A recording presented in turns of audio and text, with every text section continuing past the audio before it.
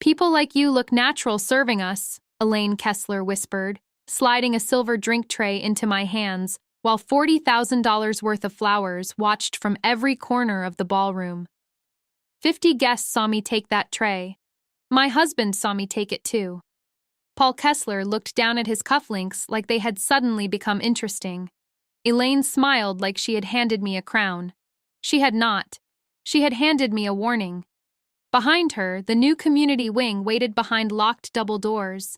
Behind the stage, a storage room stayed shut. In my purse, a slim blue folder pressed against my wallet. Elaine thought that folder was old tax work. She thought the gold plaque under the black cloth would say Kessler. She thought the mayor had come to thank her. By the time Mayor Ruth Calder crossed that ballroom and took my hand, Elaine's smile had started to fail. But before the mayor moved, before the plaque came out, before Leonard Briggs said one sentence that made the whole Kessler table go silent, there was the week Elaine asked me to disappear. Let me take you back. 6 days before the gala, I was in the fellowship kitchen at New Hope Baptist on East Juniper Avenue, pouring coffee into a metal urn that had been dented since 1998. The church basement smelled like lemon cleaner, baked chicken, and hot rolls. Somebody had taped the city's spring volunteer budget to the refrigerator because the copier upstairs was jammed again. That was how Willow Bend worked. One person needed a ride, another needed a signature. Somebody's cousin knew somebody at City Hall. Then Mrs. Avery asked if I could look at a line item while the choir was warming up upstairs. "Marlene, I hate to bother you," she said, holding out the paper, "but this number don't sit right." I wiped my hands on a dish towel and took the sheet. My name is Marlene Price. I was 52 then. Deep brown skin, silver-threaded braids, flat shoes by habit, and 26 years of bookkeeping in my bones. Numbers talked to me before people did. I could hear a missing vendor line the way some women hear a flat note in a hymn. "This isn't your food budget," I said. "Mrs." Avery blinked. "It says kitchen." "It says kitchen, but it belongs under maintenance." I tapped the page. That $2,712 is the refrigerator repair from February. Food Ministry should still have $819 left.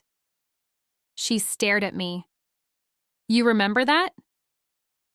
I just put the numbers where they belong. That was what I told people. It was easier than explaining that I remembered every invoice, every late fee, every quiet hole folks tried to cover with hope. I worked 3 days a week in the back office at Harper Tax and Ledger on Maple Street. Not the front desk, not the glass room where clients got offered coffee in mugs with the logo on them. The back office. I liked it there.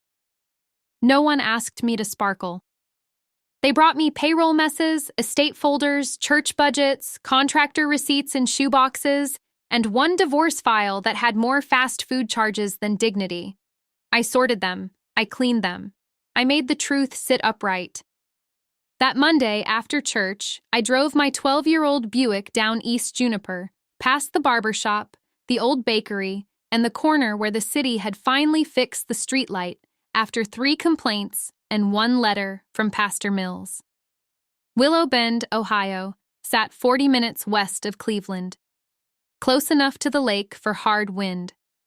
Small enough for people to know your business before you finished making it. The Kesslers knew that better than anybody. They had their name on the Little League field, the winter coat drive, the scholarship luncheon, and 2 benches outside the library. If a ribbon got cut in Willow Bend, a Kessler usually held the big scissors. My husband, Paul, had grown up with that name opening doors before he touched the handle. He was not cruel in a loud way. That would have required a spine. Paul did his damage softly. A cough before he agreed with his mother. A look away when she said something sharp. A hand on my elbow when he wanted me to swallow what I had every right to spit back. That week, he called me while I was pulling into Harper's parking lot. "Mom wants us at dinner tonight," he said. "Tonight?" She said it's about the gala. I turned off the car. The engine clicked in the quiet. We had dinner with her yesterday. I know. Paul. It's important to her. That sentence had carried too many boxes in our marriage. Important to her meant inconvenient for me. Important to her meant I cooked and she hosted. Important to her meant I smiled while she introduced me as Paul's wife, and never once as the woman who fixed the foundation's books for 8 years without billing a dime. What time? I asked. 7. I have a trust reconciliation to finish. Marlene, please, let Mom have this one. There it was. Let Mom have this one. Elaine had been having this one since 2003. I sat in my car and looked through the windshield at the Harper Tax and Ledger sign. 2 letters were peeling on the word ledger. What exactly is she having? I asked. Paul was quiet for half a second too long. The community wing. The gala presentation. She's nervous. She's never nervous. She's under pressure. So am I. He sighed. You know what I mean. I did know. I knew the shape of it, the smell of it, the little polished shoes it wore. The Kessler Foundation had pledged $275,000 toward the new wing at Willow Bend Civic Hall on Maple Street. At least, that was what the draft program said. The problem was simple. The Kessler Foundation had not paid it. A restricted community trust had. My Aunt Celia Walker's trust. Under my full legal name. Marlene Walker Price. Aunt Celia had been my mother's younger sister. She lived in a yellow house near East Juniper and kept plastic over the good sofa until the day she finally said, "A sofa ought to know somebody sat on it."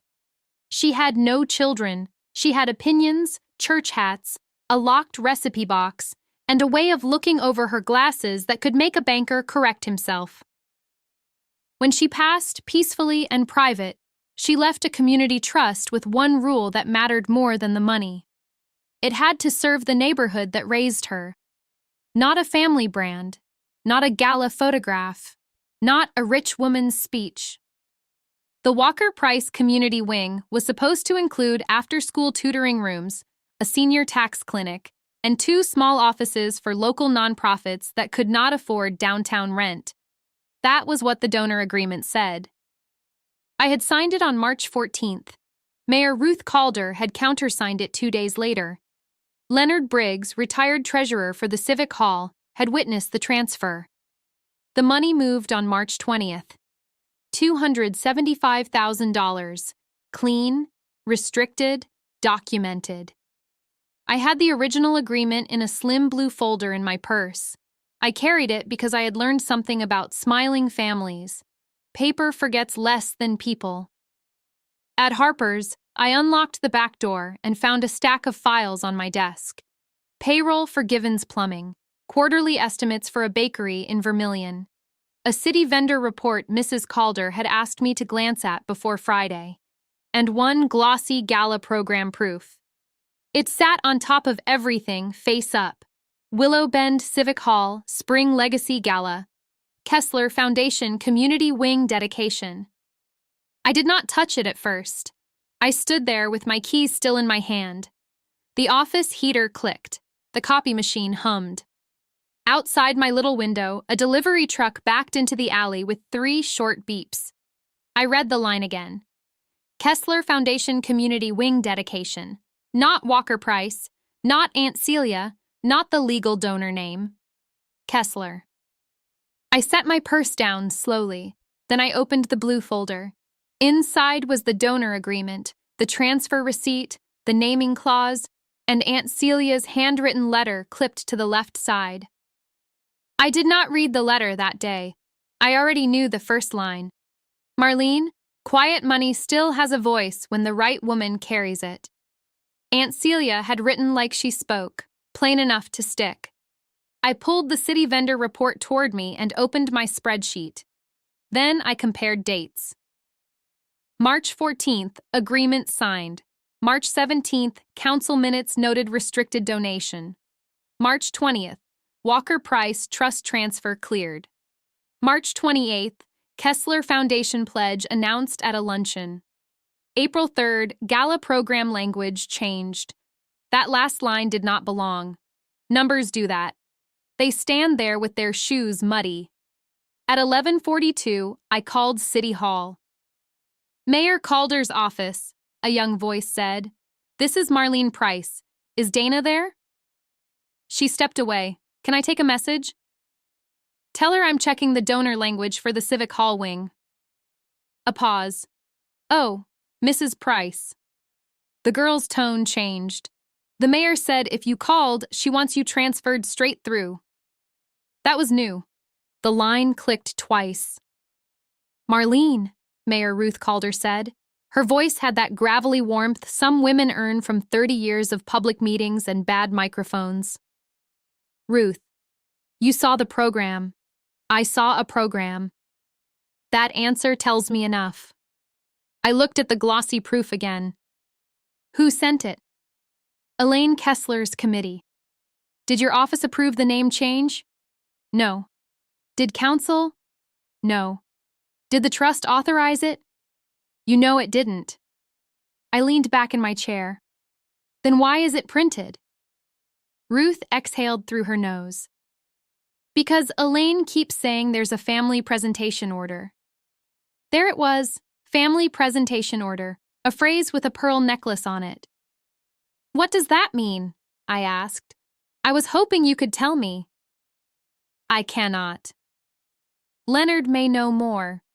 He called me this morning, irritated enough to use my full first name. That almost made me smile.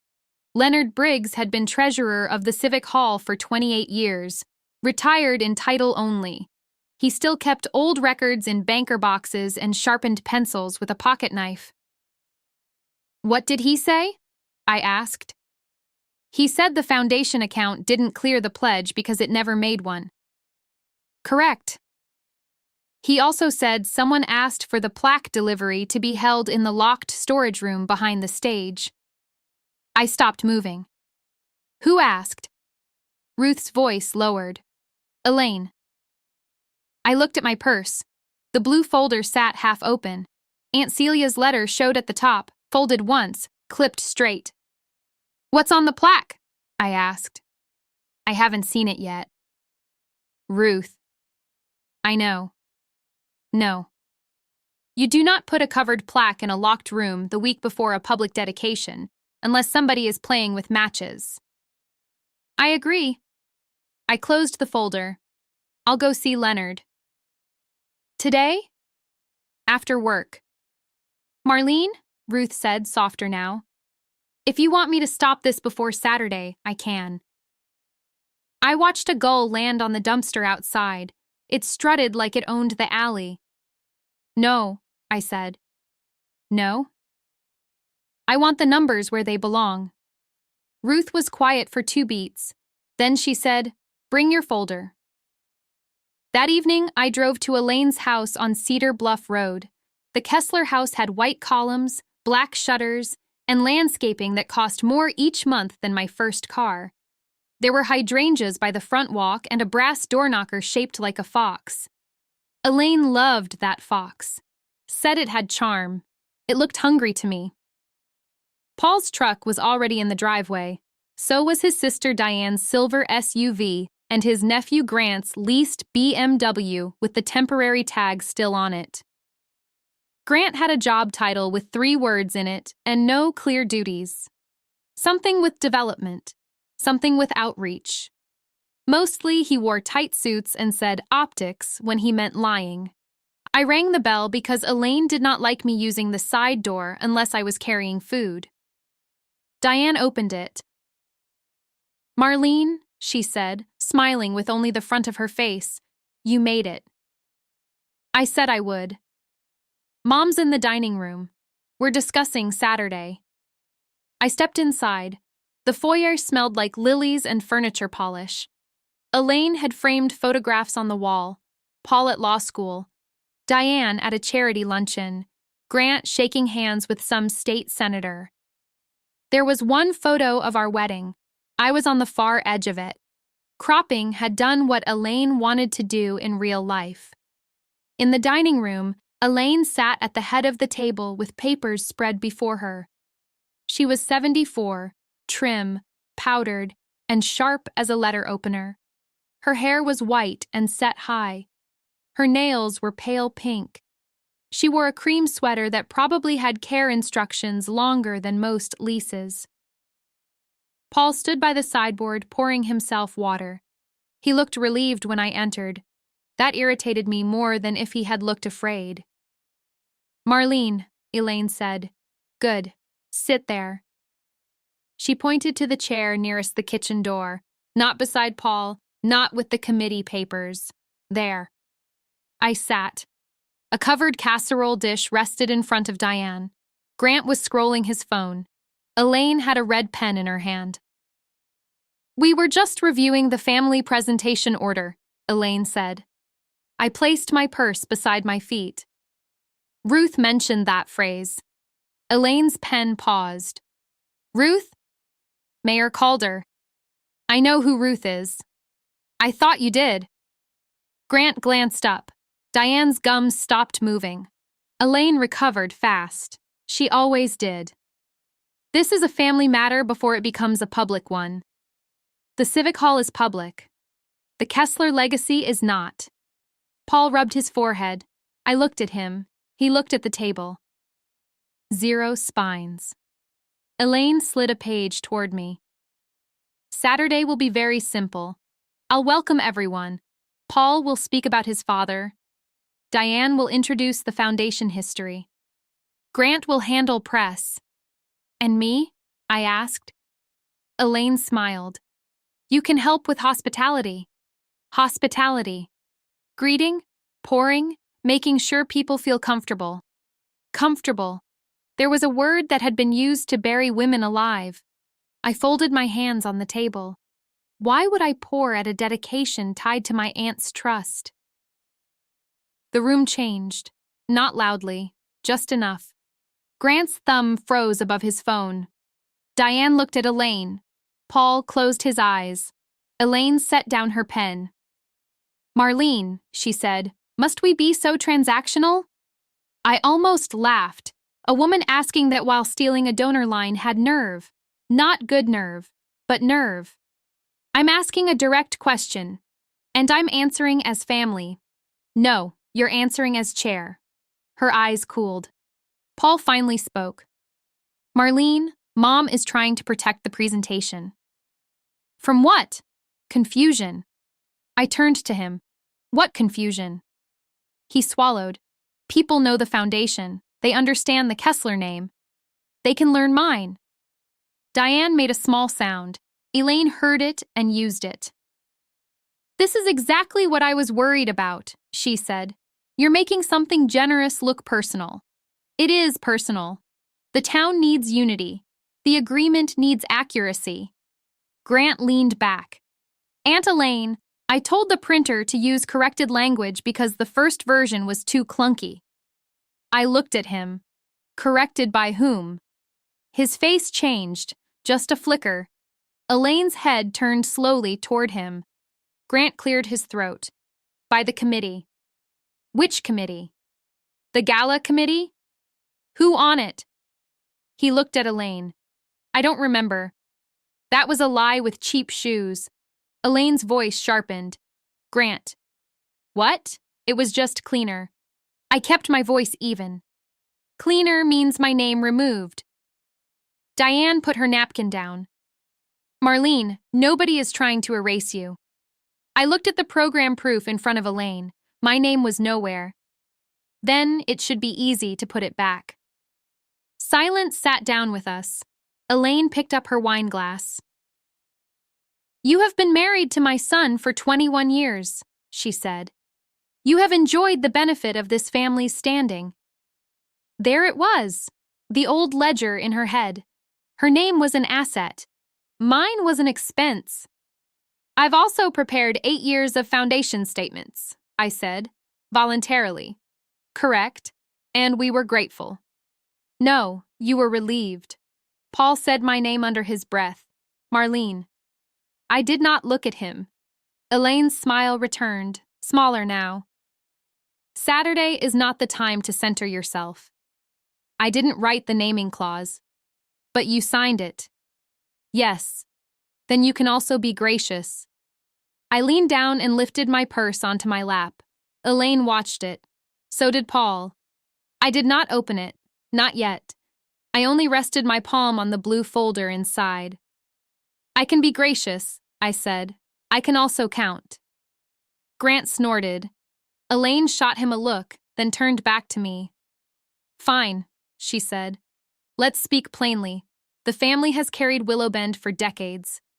Your aunt's money, generous as it was, moved through channels our reputation built. My face stayed still. Inside, something old stood up. Paul whispered, Mom, don't. But she did. Elaine looked at my deep brown hands on that purse and lowered her voice like softness made it cleaner. Some people are more comfortable supporting from the background, she said. That is not an insult. It's simply where they fit best. Diane stared at her plate. Grant pretended to check a message. Paul said nothing. Nobody moved. Nobody spoke. I heard the refrigerator hum in the kitchen. I heard the old grandfather clock tick in the hall. I heard myself breathe. Then I stood. I have invoices to finish. Paul stepped forward. Marlene, wait. No. Elaine's chin lifted. Leaving before dinner? Yes. That's rude. So is theft. The word landed flat. Good. Not shouted, not dressed up, just placed where it belonged. Elaine's face tightened. Be careful. I am. I picked up my purse. Paul followed me into the foyer. Marlene, please don't make this bigger. I turned by the wedding photo on the wall. You heard her. She's stressed. She looked at me and told me background was where I fit. He rubbed both hands over his face. I know it sounded bad. It was bad. She doesn't mean it the way you're taking it. That sentence had ruined more marriages than shouting ever did. How am I taking it, Paul? He looked toward the dining room, then back at me. Like an attack. It was. She's my mother. And I'm your wife. His mouth opened. Nothing came out. I nodded once. That was answer enough. Outside, the Cedar Bluff air was cool. The lake wind pushed against my coat. I sat in my Buick with both hands on the wheel until the porch light blinked off behind me. Elaine did that. Turned the light off while guests were still backing out. A small woman would have cried. I drove to Leonard Briggs's house instead. Leonard lived 2 blocks behind the Civic Hall, in a brick ranch with a flagpole and a porch ramp his son had built after his hip surgery. He answered the door in slippers, gray cardigan, and suspicion. Marlene Price, he said. Took you long enough. Good evening to you too, Leonard. I don't like mess with public money. Neither do I. He stepped aside. Then come look at this foolishness. His kitchen table was covered in papers, not scattered, stacked. Leonard's mess had columns. There were city minutes, transfer receipts, email printouts, 2 versions of the gala program, and a yellow legal pad filled with his blocky handwriting. A small lamp shone over everything. His house smelled like black coffee and pencil shavings. He pointed to a chair. Sit. I sat. He pushed a paper toward me. That's the first proof, March 31st. I read it. Walker Price Community Wing Dedication. He pushed another. Second proof, April 3rd. Kessler Foundation Community Wing Dedication. And here, he said, tapping an email, is the request for corrected language. The sender line read, Grant Kessler. The copied recipient was Elaine Kessler. My jaw tightened. Leonard noticed. He was old, not blind. Keep reading, he said. I read, please update all donor references per family presentation order. Final plaque language to remain covered until gala night. There was that phrase again. Family presentation order. I underlined it with my finger. Leonard grunted. Sounds fancy when people don't want minutes. Who approved the plaque hold? Elaine called the vendor herself, told them to deliver it to the locked storage room behind stage, said unveiling timing was sensitive. Did you see the plaque? No, it's wrapped and crated. Who has the storage key? Civic Hall manager, mayor's office, and me. He reached into his cardigan pocket and pulled out a key on a plain steel ring. I looked at it. He closed his fist around it. Don't ask yet, he said. I'm still deciding how mad I am. That did make me smile. Then he turned another paper toward me. This one was a banknote summary. My smile left. What is this? Leonard sat across from me. That is why vanity grew teeth. The Kessler Foundation had a pending review with Lake Erie Community Bank. Short-term credit line. $118,000 outstanding. Collateral listed as anticipated charitable pledge reimbursements. I read the line twice. 118,000? Mm-hmm. Against a pledge they never made? Looks like it. Leonard. I know. No, Leonard. I know that too. I sat back. Elaine had not just wanted applause. She needed the Kessler Foundation to look solvent. She had pledged money it did not have. Then my aunt's trust covered the public project. Then Elaine tried to wrap the Kessler name around it before the bank review. That was not confusion. That was a plan. Leonard tapped the table. Mayor Calder needs this clean before Saturday. She called me. She should have. I opened my purse and took out the blue folder. Leonard's eyes moved to it. That the original? Yes. Good. I laid it on the table but kept my hand on top. Aunt Celia's letter was inside. So was the agreement. So was the clause Elaine thought she could smother with flowers, speeches, and one locked room. Leonard leaned back. Your aunt was sharp, he said. She was. Mean? Only when necessary. Good kind. I gave him a look. He shrugged. Some kinds are useful. I opened the folder and slid out the donor agreement. Leonard pulled a pair of reading glasses from his pocket and set them low on his nose. I turned to the clause and read it aloud. The Walker Price Community Wing shall bear the donor's legal name in perpetuity on all civic signage, public minutes, dedication materials, and related donor records. Leonard nodded slowly. In perpetuity, he said. Yes. That's a long time for Elaine Kessler. Longer than Saturday. He looked at me over his glasses. What are you going to do? I thought about Paul in the foyer. I thought about Diane staring at her plate. I thought about Grant saying corrected language like erasing a woman was a copy edit. I thought about Elaine telling me where I fit.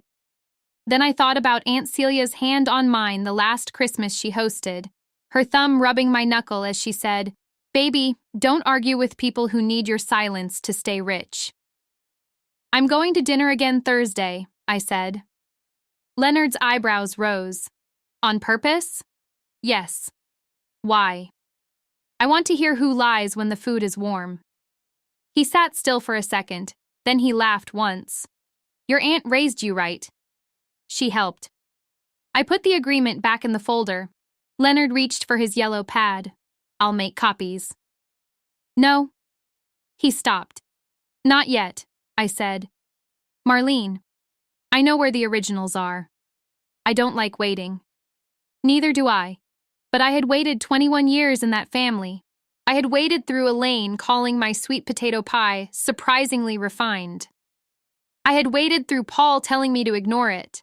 I had waited through Diane asking if my church friends would feel comfortable at Kessler events. Comfortable again. I was tired of that word. Still, tired was not the same as careless. Elaine had moved paper. So would I. I stood and slid the folder back into my purse. Leonard watched the purse like it had a pulse. Saturday, he said. That storage room may matter. I think it already does. He opened his fist and looked at the key. Then he placed it on the table between us. Not giving it. Not yet. Just letting the metal speak. Outside, a truck passed on Maple Street, rattling over the patched asphalt. Somewhere near the lake, a train horn blew low and long. Leonard covered the key with his hand again. "Come by the Civic Hall Friday morning," he said. 9 o'clock. Use the Maple Street entrance, not the front. Why? Because Elaine's committee is decorating the ballroom. And the storage room? His mouth tightened. That's what we're going to find out. Thursday morning, I went to St. Mark's before work because Pastor Lyle needed the kitchen receipts sorted for the pantry drive.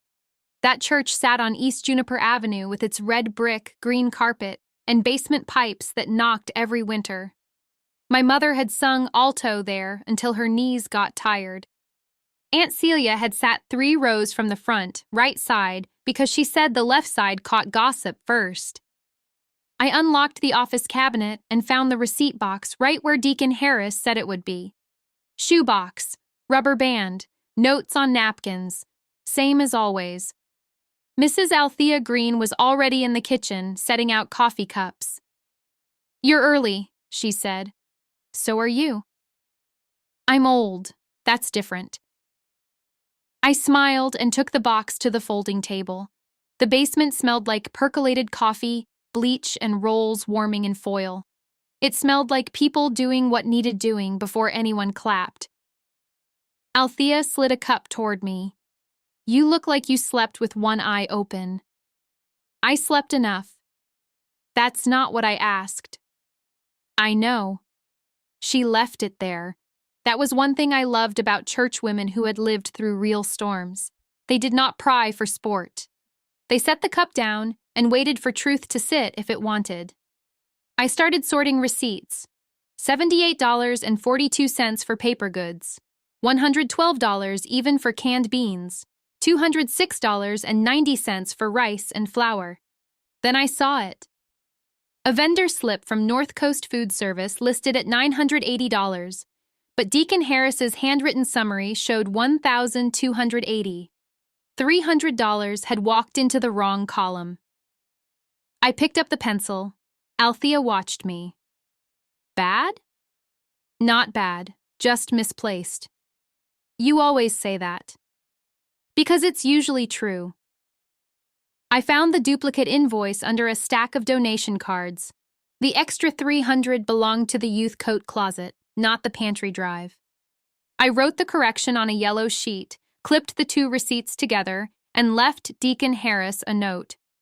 Althea leaned over. "You caught that from across the table?" I saw the total twice. "You and those numbers. They behave if you don't flatter them." She laughed low. Then her face settled.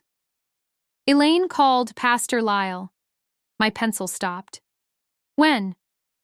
"Yesterday afternoon." "What did she want?" "She asked if he'd give the blessing Saturday." That made sense. Elaine liked using my church when the room needed moral furniture. Althea looked toward the stairs, then back at me. "She also asked if he'd keep the remarks general." General. Her word. I set the pencil down. Althea lowered her voice. "She said this was a Kessler family event with broad community support. Pastor told her a blessing isn't a press release." That almost made me smile. "What did she say?" "She said she'd send suggested language." "Of course she did." "Marlene." I looked at her. Althea touched the corner of the receipt box. "Your aunt didn't leave that trust for somebody else's name." "No." "Then don't bend so far you disappear."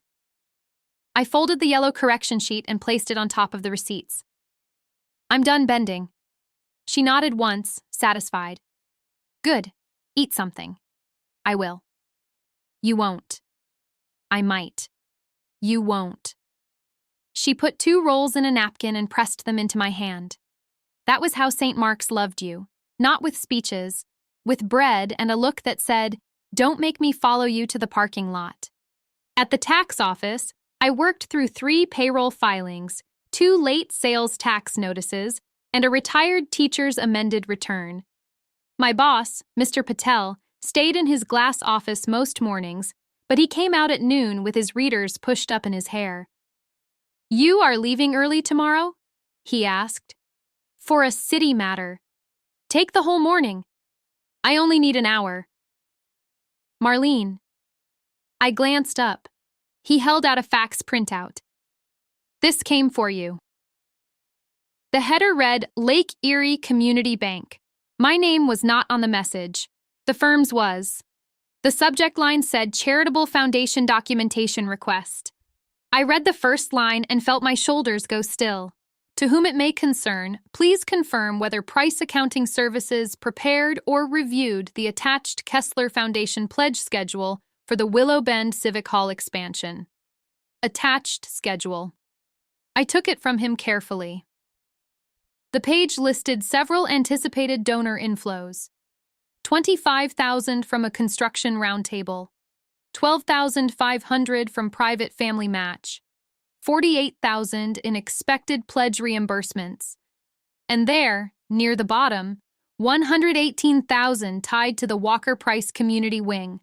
Not my aunt's trust, not the city, not the restricted account. Kessler Foundation receivable. Mr. Patel watched my face. "Did we prepare that?" he asked. "No." "Did you review it?" "No." "But your name appears here." I looked again.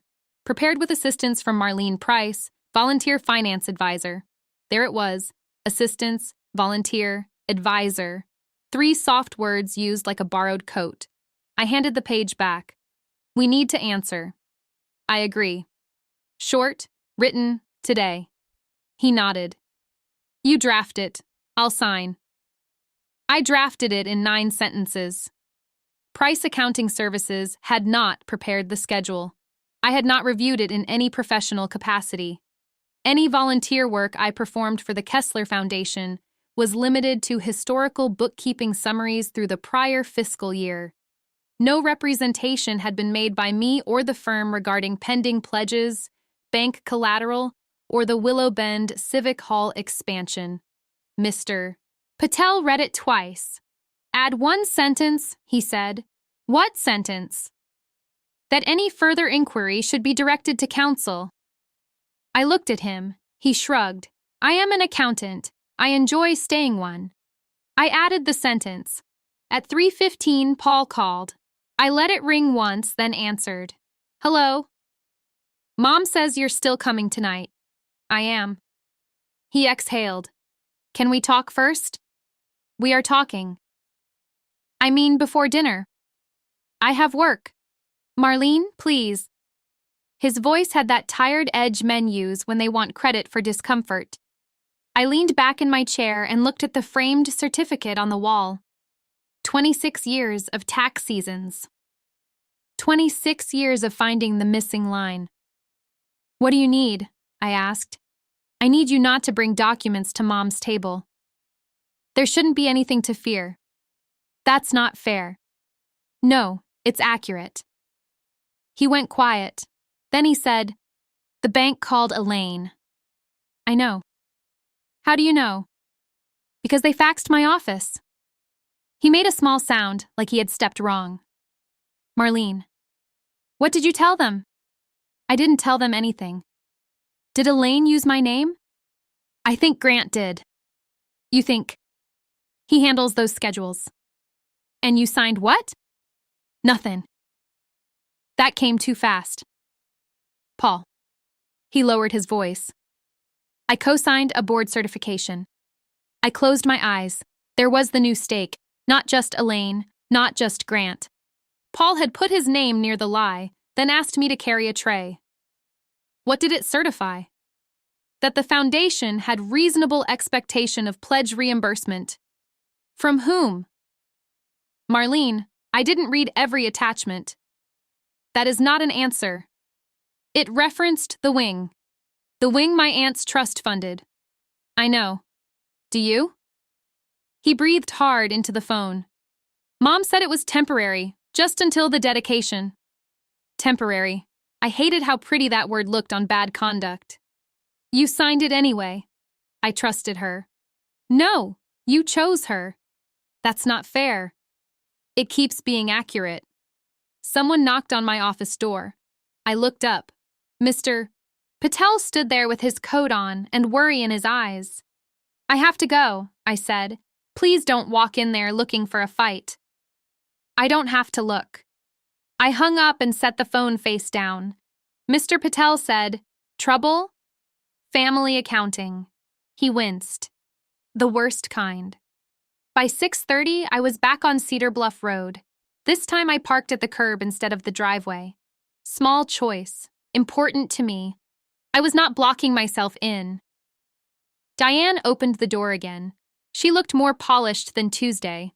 Gold earrings, navy dress, a hostess smile with a crack in it. "Mom's waiting," she said. I figured. In the dining room, the table was set with Elaine's good china. Roast chicken, green beans, potatoes in a silver dish, a salad nobody had touched. Paul stood by the window, hands in pockets. Grant sat near Elaine, bouncing one knee under the table. His phone was face down now. That told me plenty. Elaine looked at my purse. "Must you bring that to dinner?" she asked. Yes. So dramatic. So prepared. Diane coughed into her napkin. Paul looked at the floor. I sat in the same chair near the kitchen door. Elaine had left it pulled out. She thought repetition could train me. We passed food like ordinary people. That was the strange part. Chicken moved left, potatoes moved right. Elaine asked Diane about the florist. Diane said the final arrangement bill was $39,850 plus delivery. Grant said press seating would be limited. Paul asked no one to pass the salt and then did not use it. I put one green bean on my fork. Elaine said, Pastor Lyle agreed to bless the event. He agreed to bless the room, I said. Her eyes lifted. I ate the green bean. Grant reached for water and missed the glass by half an inch. Diane saw it. Elaine saw Diane see it. Marlene, Elaine said, I know you've been making calls. I've answered some. About family business, about public records. This tone is unnecessary. What tone? The courtroom tone. I'm asking dinner questions. Paul said, maybe we should eat. I turned to Grant. Did you prepare the bank pledge schedule? His knee stopped. Elaine set down her fork. Absolutely not. Grant said, it's a finance document. That wasn't my question. He looked at Paul. Paul looked at the potatoes. I waited. Grant wiped his mouth. I compiled materials. From where? Foundation files? Did you list the Walker Price Community Wing as a foundation receivable? Elaine's chair creaked. Grant's face flushed. That's not how I'd phrase it. How would you phrase it? Anticipated reimbursement. From whom? He looked at Elaine. There it was again. The little boy in the leased BMW looking to Aunt Elaine for permission to tell the truth. Elaine's voice turned smooth. The foundation has always supported civic improvements. With money? I asked. With influence. Influence doesn't clear a bank line. Diane whispered, Mom. Elaine ignored her. I kept my hands folded. Did Paul sign the board certification? Paul's head came up. Elaine looked at him with annoyance, not love. That was routine, she said. I turned to my husband. Did you read it? He rubbed his jaw. Not closely. Did you know my name was used? He did not answer. Diane put her fork down. This is getting ugly. No, I said. It was ugly when it was quiet. Elaine's mouth tightened. You always need to make yourself wounded. That was rich. I had spent years making myself useful instead. Grant leaned forward. Look, nobody stole anything. I looked at him. Then why change the donor language? Because branding matters. Whose brand? The foundation's, not the city's. The public understands the Kesslers. The public understands a plaque too. Elaine stood, slowly. She placed both palms on the table. You will not embarrass this family Saturday. I looked up at her. Elaine, Paul said. She kept going. You can attend, you can smile, you can help with hospitality, but you will not stand up in that room and turn a community celebration into a grievance. Hospitality. There was that word wearing a clean apron. I took the napkin from my lap and placed it beside my plate. Who has seen the plaque? No one spoke. I looked at Diane. She looked away. I looked at Grant. His eyes flicked to the sideboard. Elaine saw it too, and that made her angrier. I stood and walked to the sideboard. There was a stack of program cards beside a crystal bowl. I picked up the top one. Paul said, Marlene. I read the front, the Kessler Foundation Community Wing Dedication. Inside, under recognition, it said Elaine Kessler, Chair. Paul Kessler, Board Representative. Diane Kessler, Legacy Committee. Grant Kessler, Public Outreach. My aunt's name was nowhere. My name was nowhere. The trust was nowhere. The city was listed after the caterer. I held up the program. Is this final? Elaine said, Put that down. Is it final? Grant stood. It's just a draft. Then why are there 200 of them? He blinked. I turned the stack. The printer's shrink wrap sat torn under it. Quantity, 250. Cost, $475. Small money compared with the lie. Still, money had a mouth. Diane said, Mom, this is too much. Elaine snapped, Diane, sit down. Diane sat halfway, then stopped. For once, her face did not obey. I slipped one program into my purse. Elaine stepped around the table. That belongs to me. No, it belongs in the file. You're stealing from my house? I looked at the program in my hand. You're welcome to call Ruth. That stopped her. Paul stared at me like I had spoken a language he used to know. I walked to the foyer. This time, Paul did not follow until I had my coat on. Marlene, he said behind me. I turned. He looked smaller under Elaine's chandelier. Not weak in the body, weak in the choosing. Don't make me choose in public, he said. I looked at him for a long second. You already chose in private. His face changed, but I did not wait for it to finish. I drove home to our house on East Juniper and parked under the maple tree Paul had planted when we were 31. Back then, he had dug the hole himself. He had sweated through his shirt and grinned when the tree leaned straight. I had brought him lemonade and held the trunk while he packed dirt around the roots. That was before he learned to stand quiet while his mother trimmed me out of rooms. Inside, the house was dark except for the stove light. I did not turn on the overhead. I ate Althea's rolls at the kitchen counter at 10:05. One with butter, one plain. Then I opened the blue folder. Aunt Celia's handwriting sat on top. Marlene Walker Price, it began. Not Mrs. Paul Kessler Price, not committee spouse, not hospitality. Marlene Walker Price. I did not read the whole letter, not then. I only touched the clipped corner and pulled out the donor agreement. Then I took a picture of the naming clause, the signature page, the transfer receipt for $275,000, and the city acceptance letter dated February 12th. I sent them to Ruth. Then I sent one more text. Program cards printed under Kessler Foundation name. 250 count. Elaine has them at house. Ruth answered 8 minutes later. Bring the original tomorrow. Maple entrance. 9. At 8:56 Friday morning, I turned off Maple Street and parked behind the Civic Hall. The back lot had 3 delivery vans, 2 decorator trucks, and Leonard's old maroon sedan with a veteran plate. The Civic Hall looked different from behind. Less grand, more honest. Loading dock, chipped brick, trash bins, a metal door with peeling paint. Leonard opened it before I knocked. You're early. So are you. I'm retired. I get bored. No, you don't. No, I don't. He stepped aside and locked the door behind me. The hallway behind the stage was narrow and smelled like dust, floor wax, and old curtains. I could hear women laughing in the ballroom, Elaine's committee, tape ripping, ladders scraping, somebody giving orders near the stage stairs. Leonard held one finger to his lips and walked ahead.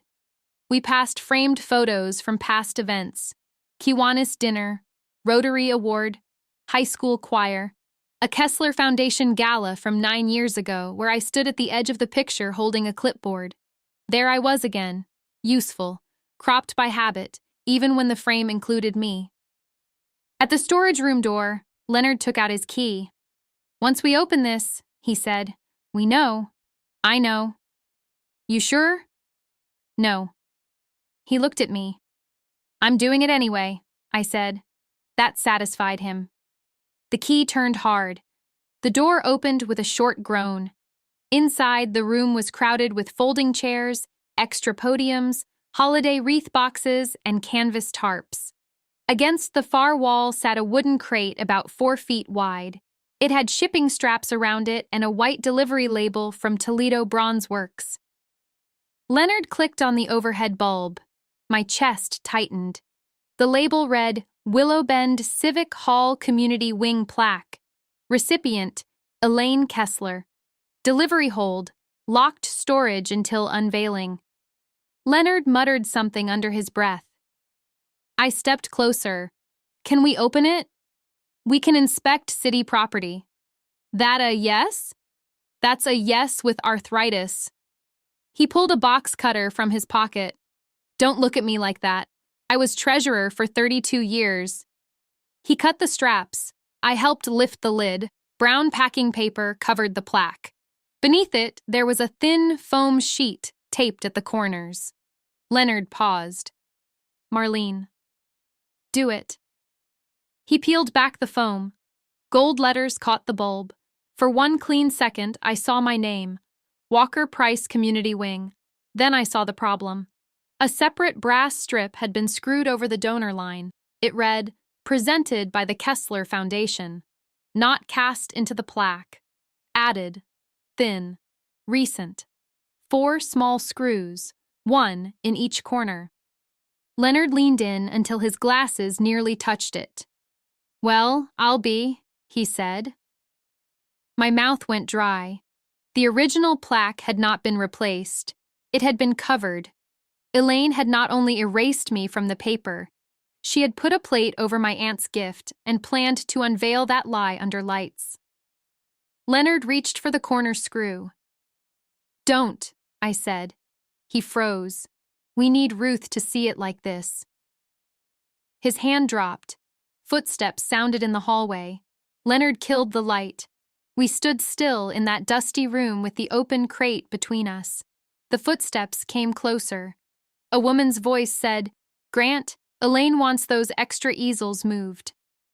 Grant's voice answered, I know, I'm checking." Leonard mouthed a word I did not need to hear. The storage room door was still cracked open.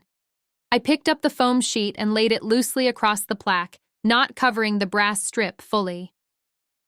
Leonard moved behind a stack of folded tables. I stepped beside the crate with my purse against my hip. The door opened wider. Grant stood there in a gray suit with no tie, holding a coffee and a roll of blue painter's tape. He saw me first, then Leonard. His face lost all its office words. "What are you doing in here?" Leonard turned the light back on. "Inspecting city property." Grant's eyes dropped to the crate.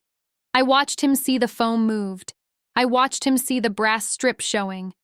I watched his throat work. He said, "That's not supposed to be opened." Leonard said, "City owns the room." Grant stepped inside. "Elaine is handling the unveiling." "No," Leonard said, "the city is." Grant looked at me. "You need to leave." I almost laughed. In a locked storage room, beside a covered plaque with my name under his family's false plate, he still thought he could assign doors. "I'm fine here," I said. He lowered his voice. "You don't know what you're doing." "I know what 4 screws mean." His eyes flicked to Leonard. Leonard said, "Who ordered the overlay?" Grant said, "I don't know." "You're lying." I said, "I don't know." The hallway voices grew louder. Diane now, then Elaine. Grant turned toward the door. "You shouldn't have opened it." Elaine appeared behind him. She wore a pale blue suit and pearl earrings, ready for command. When she saw me, she did not pretend surprise. That told me she had expected me somewhere. Maybe not here, but somewhere near the truth. Her eyes moved to the crate, then to the exposed brass strip, then to Leonard. "Leonard," she said, "this is unacceptable." He smiled without warmth. That word's going around. Elaine stepped into the room. Diane hovered behind her, face tense. Two decorators stopped in the hallway with ribbon in their hands. One of them was Nancy Vale from the Garden Club. The other was Trina Moss, whose son had gone to school with mine before we moved school districts. Witnesses, not chosen, still useful. Elaine looked at me. "You had no right." I touched the edge of the crate. "Neither did you." "That plaque is part of a presentation plan. That plaque is a city record. It's ceremonial. It has a donor name." She smiled tightly. "Yes, the foundation's role will be recognized." Leonard's voice cut in. "The foundation didn't pay." Nancy Vale's mouth opened. Trina Moss looked from Elaine to me. Elaine turned on Leonard. "You don't have the full context." "I have the ledger." That landed. Grant shifted behind her. Diane whispered, "Mom, stop." Elaine's cheeks colored, but her voice stayed smooth. "This room is restricted." Leonard held up his key. "By whose rule?" "Mine, for the event. This hall belongs to Willow Bend." "And who kept it standing when the city couldn't?" Elaine asked. There she was, the whole truth in one sentence. She believed public things became hers if she stood near them long enough. Ruth's voice came from the hall. "Not today, Elaine." I turned. Mayor Ruth Calder stood beside the doorway in a dark green coat, her city badge clipped to the lapel. She was short, square-shouldered, and carrying a legal folder under one arm. Her hair was pulled back tight. Her eyes went straight to the crate. Elaine stiffened. "Ruth." "Move, Grant." Grant did. Ruth stepped into the storage room and looked down at the plaque. She did not touch it. Then she looked at Leonard. "You opened it?" "I did." "With city key?" "Yes." She looked at me. "You brought the agreement?" I took the blue folder from my purse. Elaine's eyes followed it like a match near dry paper. I handed it to Ruth. She opened it right there, in that cramped room, with dust on the floor and decorators pretending not to listen. Ruth read the naming clause silently. Then she looked at the plaque again. "Who attached the brass strip?" No one answered. Ruth looked at Grant. He swallowed. "The vendor provided options." That wasn't my question. Elaine said, "I authorized presentation language." Ruth turned to her. "In writing?" Elaine did not answer. Ruth said, "Leonard, photograph it." Leonard pulled out his phone. Elaine stepped forward. "No." Ruth's voice hardened. "Do not interfere." The room went quiet. Leonard took pictures, front, side, close on screws, close on overlay, close on shipping label. Ruth handed the agreement back to me. "Marlene," she said, "keep the original with you." "I will." Elaine gave a short laugh. "This has become absurd." Ruth looked at her. "No, it has become documented." Diane covered her mouth. Grant stared at the floor. Ruth turned to Leonard. "Can the overlay be removed without damaging the plaque?" Leonard leaned closer. "Likely, but the vendor should do it." "Call them." Elaine said, "The gala is tomorrow." Ruth looked at her. "Then call fast." For the first time since I had known her, Elaine looked cornered in a room she had chosen. She recovered enough to point at me. "She is doing this out of resentment." I felt every eye move. There was the old trick. Turn the record into my mood. Make the black woman's accuracy look like anger. Make my receipts sound emotional. Make my calm sound dangerous. I kept my voice low. I didn't install that strip. Trina Moss said very softly, "No, you didn't." Elaine looked at her like she had forgotten witnesses could speak. Ruth closed her folder. "Here is what happens now. The plaque stays secured. Leonard and I will coordinate with the vendor. Any printed program using incorrect donor language gets pulled." Elaine said, "You can't do that." "I can. The foundation paid for those. Then the foundation bought unusable paper." Grant winced. Ruth continued, "If tomorrow's remarks misstate the donor record, I'll correct it from the podium." Not the full payoff, not yet, but it was the first bell. Elaine heard it too. She said, "You'd humiliate this family?" Ruth's face did not move. "I'd read the minutes." I looked down at the blue folder in my hands. Aunt Celia had always said paper could sing if you filed it right. I had thought she was being funny. Standing in that locked room, I understood her better. Paper did not need to shout. It only needed to be in the right hands when somebody lied. Elaine's lips pressed together until the color left them. "You are overstepping." Ruth slid the legal folder under her arm. "That's a public building. It's a community event. It's a city asset. You're splitting hairs." "No," Ruth said. "I'm splitting records from wishes." Leonard made a small sound in his throat. Not a laugh. Close enough. Grant looked at the decorators in the hall. "Can we clear this room?" Ruth turned her head. "Nancy, Trina, you can go back to the ballroom." Nancy Vale did not move right away. She still held the ribbon, pale yellow and curled over her fingers. "Mayor, do you need us to say what we saw?" Elaine's eyes sharpened. Ruth said, "If I do, I'll ask." Trina looked at me. "Marlene, you all right?" "I'm standing." "That's not what I asked." "I know." She nodded once and left with Nancy. That small mercy stayed with me. Not because it fixed anything, it did not. But sometimes one person saying your name in a hard room can keep the floor under you. Elaine waited until their footsteps faded. "You've made your point." I looked at the brass strip. "No, the screws made it." Grant set his coffee on a stack of folded chairs. His hand shook enough that the lid clicked. "This can still be handled." Ruth looked at him. "Handled how?"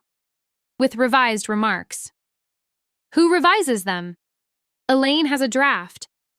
Leonard said, "Of course she does." Elaine turned on him. "You are enjoying this." "I'm documenting this." "Same thing in your case." Leonard's face stayed flat.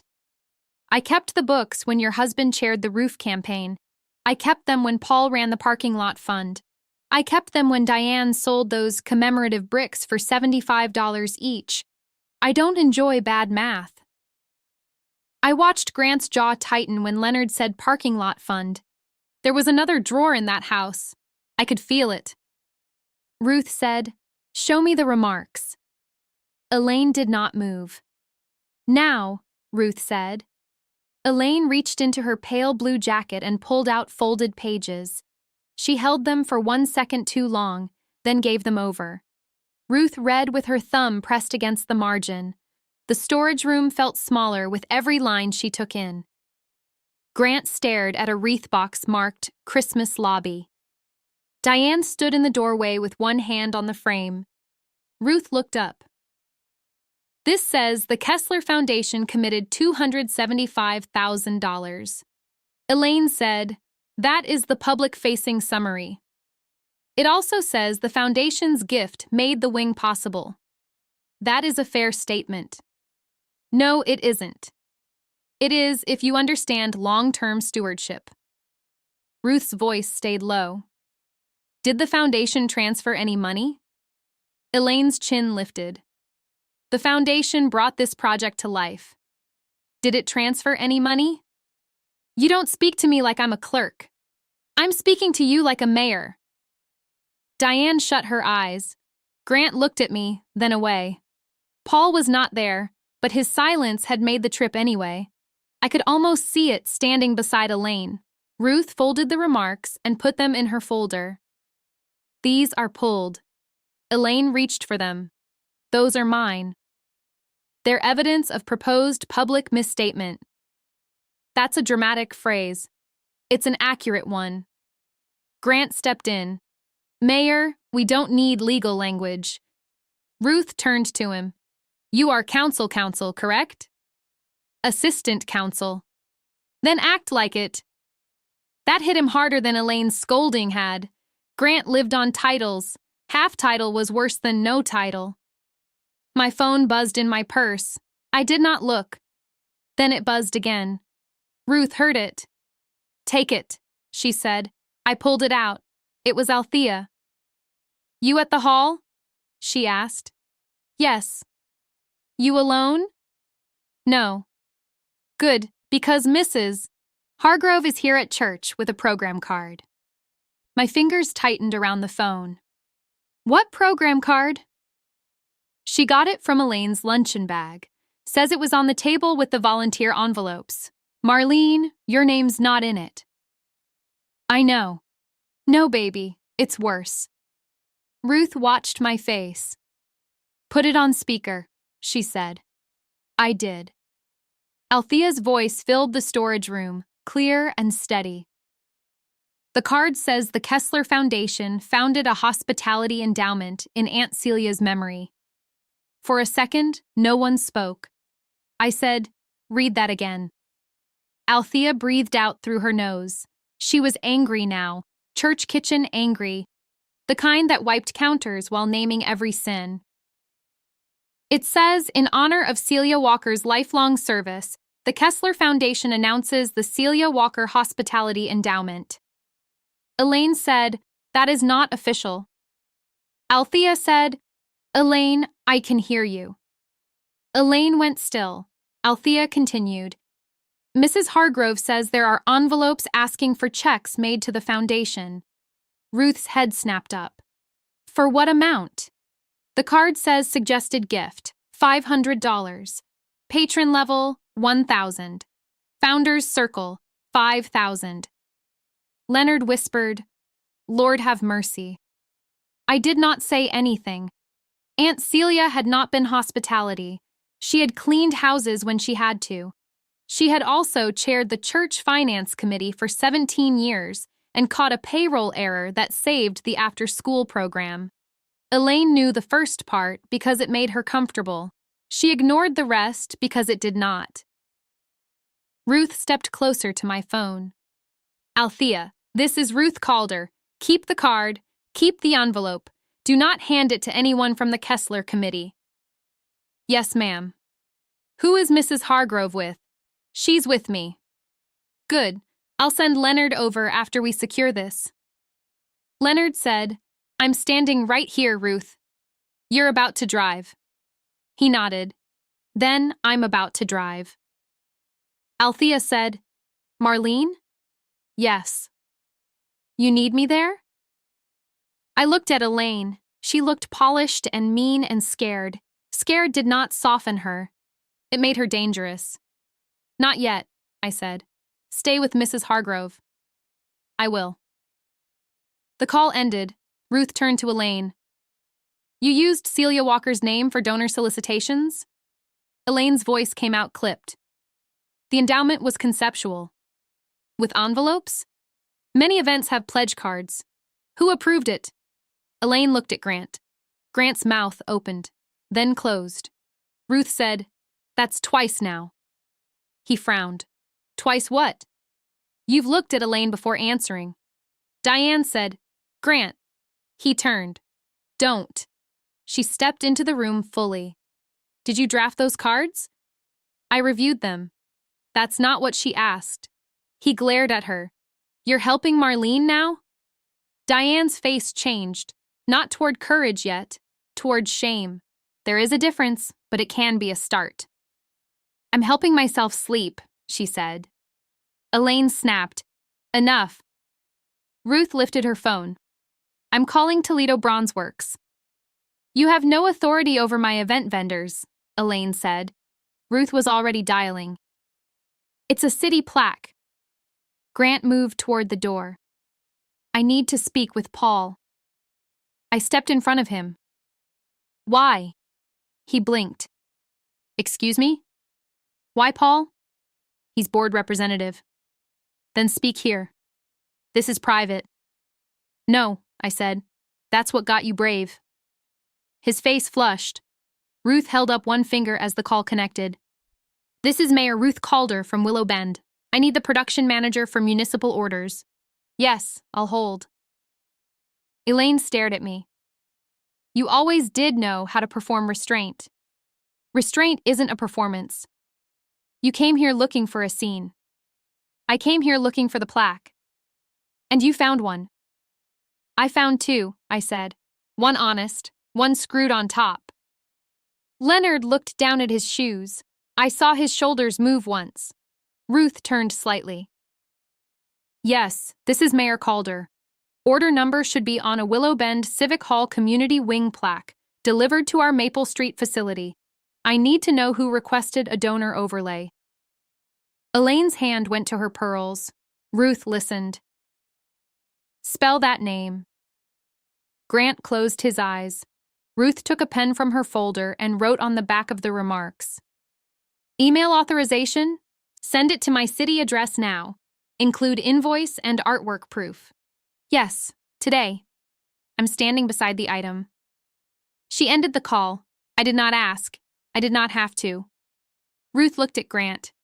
Your city email was copied. Grant said, I didn't authorize fabrication. Who did? He rubbed his forehead. Elaine requested options. Ruth said, and I forwarded the proof. To whom? The vendor. Elaine said, Grant. He looked at her. They already have it. Have what? The email. Ruth's eyes narrowed. What did the email say? Grant swallowed. It said the plaque had to align with foundation recognition. Leonard said, that's a lot of words for cover the name. Elaine's voice turned cold. You forget yourself. Leonard looked up. No, I remember everybody. That one landed in my chest. Leonard had watched the town from ledgers for decades. He remembered who paid and who smiled for pictures. He remembered who arrived through front doors and who got asked to use the side entrance. He had not always spoken. That was true too. But that morning, he was speaking. Ruth said, Leonard, go to Mount Zion. Get the card and envelope from Althea. Photograph them in place first. He took his keys out. I'll bring Mrs. Hargrove too, if she's willing. Ask, don't drag. I know how to ask. He paused at the door and looked at me. You stay with Ruth. I will. Elaine gave a soft laugh. Now she needs guards? I looked at her. No, witnesses. Leonard left. Diane watched him go, then turned to her mother. You used Celia's name? Elaine's nostrils flared. You did not know Celia. I knew what she meant to Marlene. That is sentimental. It's decent. Decency does not fund buildings. I held up the blue folder. No, money does. Elaine's eyes cut to it. Ruth said, Marlene, did the trust authorize any hospitality endowment? No. Any solicitation in Celia Walker's name? No. Any foundation role in managing the trust? No. Grant shifted. Ruth saw it. She said, Grant? He stared at the open crate. There was discussion. My mouth went dry. With whom? He said nothing. Ruth stepped closer. With whom? Elaine answered. First National. That name put a clean blade through the room. First National was the bank on Orchard Street where the Kesslers kept their accounts and half the town kept mortgages. The same bank that sponsored the gala bar for $8,000. The same bank whose vice president sat 2 pews behind Elaine at First Methodist. Ruth said, "Why was First National discussing Celia Walker's trust?" Elaine smiled, but it did not reach her eyes. "Because local philanthropy requires coordination." "No," I said. She looked at me. "No," I said again. "Say the plain thing." Grant rubbed both hands over his face. Elaine pledged a bridge grant. Diane turned toward him. "Grant." He looked miserable now, not sorry, exposed. Ruth said, "Amount?" He did not answer fast enough. "Amount?" Ruth repeated. 118,000, he said. The storage room went still. I thought of the $475 programs, the $5,000 Founders Circle, the $8,000 sponsored bar, the $40,000 flowers, the $275,000 restricted transfer Aunt Celia had left for the wing, and under all of it, $118,000 of air. Ruth said, "To whom?" Grant said, "To the bank." Elaine stepped forward. "That is privileged." Ruth looked at her. "You just named the bank." Elaine's cheeks colored. Grant said, "The foundation had a line coming due." Elaine represented that donor commitments were pending. "Donor commitments from whom?" Ruth asked. He looked at me. My skin felt hot under my collar, but my voice stayed where I put it. "Not from me." Elaine said, "No one said from you." Grant did not look at her. Ruth said, "Did anyone use Marlene Walker Price's donor agreement to support that representation?" Grant whispered, "A copy was in the packet." There it was. Not vanity, not just theft of credit. My aunt's gift had become Elaine's proof of life, a blood pressure cuff around a failing foundation. They had not only put their name over mine, they had carried my paperwork to a bank and called it theirs. Diane sat down on a chair stack. The metal legs scraped. I said, "Paul knew?" Grant looked at the floor. I asked again, "Did Paul know?" Elaine's voice lowered. "Your husband tried to protect you." I turned to her. "From what?" "From feeling used." That almost got a laugh out of me. Almost. Ruth said, "Elaine." "He knew there was a timing issue," Elaine said. "That is all." "Timing issue," I repeated. "That was a pretty dress for a debt." Grant said, "Paul signed the certification." I looked at Diane. She was staring at her hands. Ruth asked, "Which certification?" "The board representation letter," Grant said, "for First National," stating that the foundation had pledged support secured by committed donors. Ruth wrote again, "And Marlene's agreement was attached?" Yes. I could hear my own breathing. I could hear Elaine's pearls tap once under her fingers. I could hear a ladder being folded in the ballroom, normal work going on around abnormal facts. My phone rang again. This time it was Paul. I let it ring twice. Then I answered. "Marlene," he said, "where are you?" "At the Civic Hall." His breath changed. "With Mom?" "With Ruth, Grant, Diane." Silence. Then, "We should talk at home." "We can talk here." "No, not there." "Why?" He lowered his voice. "Because you don't understand the exposure." I looked at Ruth. She did not move, but her pen stopped. I put him on speaker. "Say that again." Paul said, "Marlene." "Say it." He was quiet long enough to know he understood. Then he said, "There's bank exposure." Ruth's eyes lifted. I said, "Because you signed the certification?" Another silence. Longer.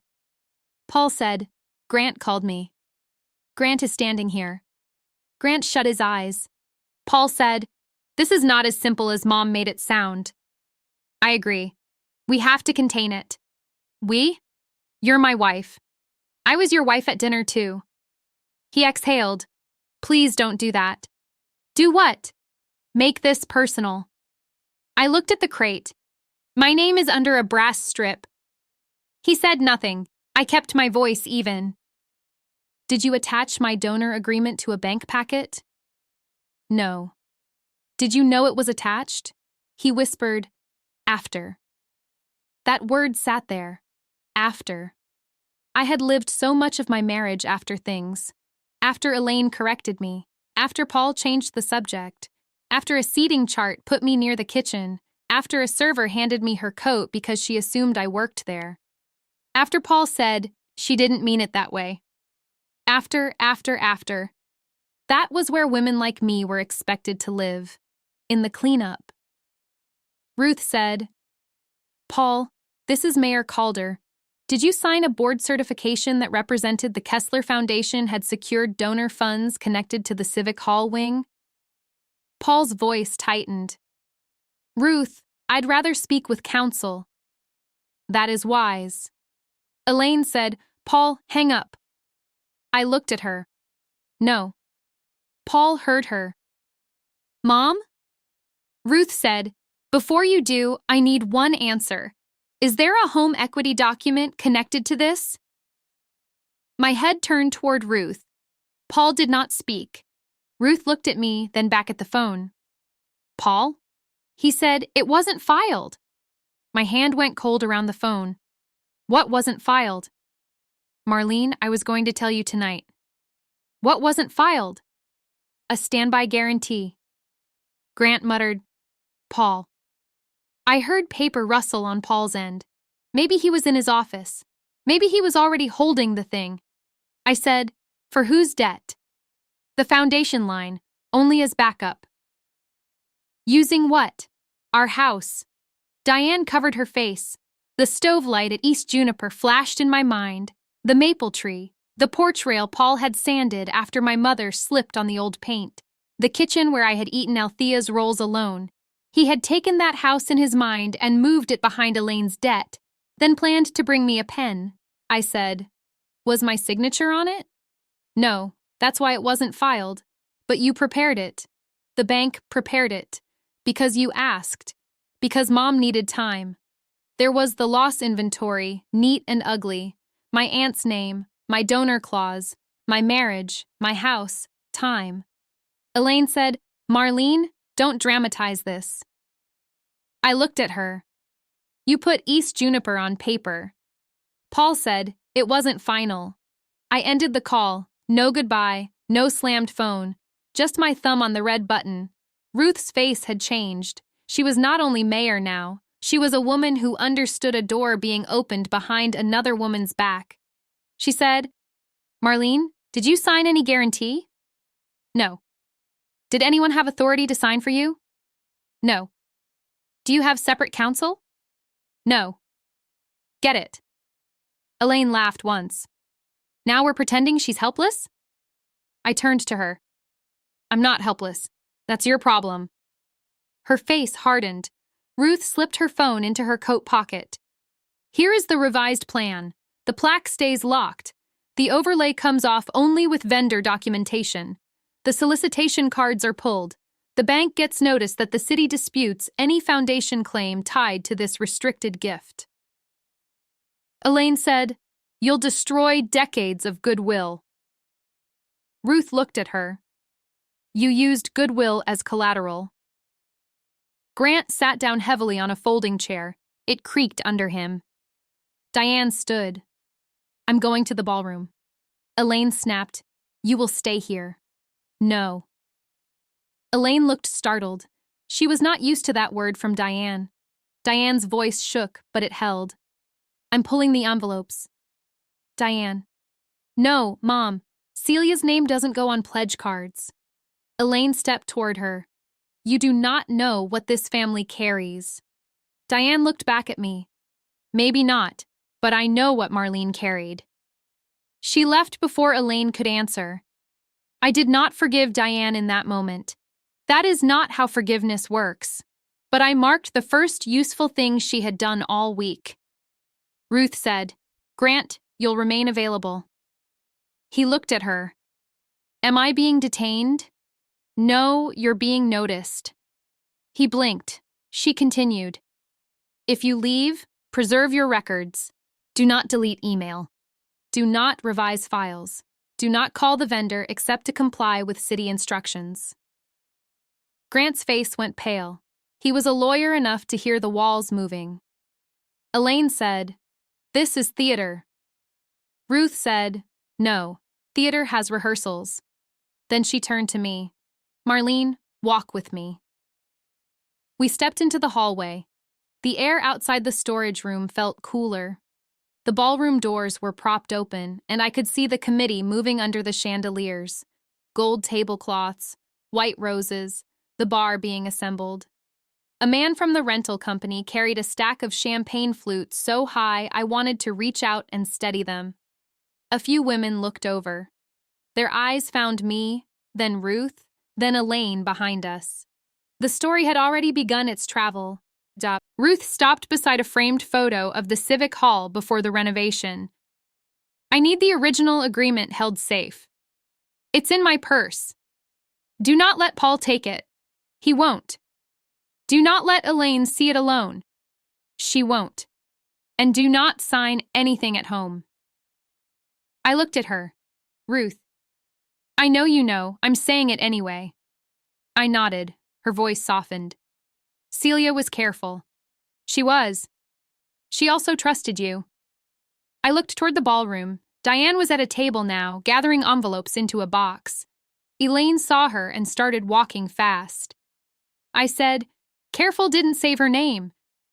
Ruth said, "No, you did." That came too close to tenderness, so I looked down the hall. Leonard returned 20 minutes later with Althea and Mrs. Hargrove. Mrs. Hargrove was 80 if she was a day, with a lavender hat pinned over silver curls and a purse clasped in both hands. Althea had the program card in a plastic sleeve from the church office. Trust a church secretary to have evidence protection next to the copier toner. Mrs. Hargrove looked at Elaine and said, "I thought it sounded funny." Elaine's smile came back by force. "Lucille, this has been misunderstood." Mrs. Hargrove held her purse tighter. "My first husband misunderstood money. I learned the sound." Althea handed Ruth the sleeve. "This is the card, envelopes behind it." Ruth read. Her mouth tightened. "Celia Walker Hospitality Endowment." I looked at the printed words. My aunt's name sat above a line for credit card information. Monthly pledge options, 25, 50, 100. There was even a box that said, "I wish to honor Celia's spirit of service." Service. There it was again, dressed up for a donation table. They had tried to take a black woman who built a trust with quiet, disciplined money and shrink her into a pleasant memory that could pass a basket. Althea watched me. "You want me to say something?" "Not yet." "You sure?" "No," I said. "But not yet." Ruth asked Mrs. Hargrove, "Where did you get this?" "From the volunteer table. Elaine told us to tuck one into every place card." Elaine said, "That instruction came from the committee packet."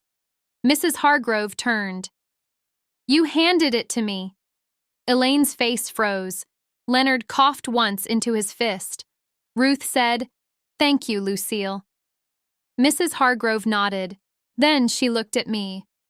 "Your aunt taught my grandson to balance a checkbook after he bounced 3 in 1 month. She didn't call it hospitality." I swallowed. "No, ma'am." "She called it acting grown." Althea smiled for the first time. Ruth placed the card into her folder. "Leonard, lock the storage room. Keep the key on you. Marlene, come to my office at 4. Bring the original folder." Elaine stepped forward. "The gala committee meets at 4. Ruth looked at her. "Not with Marlene." "I need her for hospitality assignments." I almost missed it because she said it so naturally. Hospitality assignments. The room heard it. Althea's face went flat. Mrs. Hargrove's eyebrows rose. Leonard stared at Elaine like she had just signed another receipt. I said, "No." Elaine blinked. Excuse me? No. You committed to help. I committed to the truth. Her voice dropped. You are still family. Then stop treating me like staff. She smiled with that same old edge. Marlene, dear, don't confuse being useful with being disrespected. I stepped closer, just enough that she had to look at my face. Deep brown skin, silver-threaded braids, 52 years of bills paid on time and insults counted after supper. I know the difference, I said. You taught it every week. Althea whispered, Ruth did not stop me, neither did Leonard.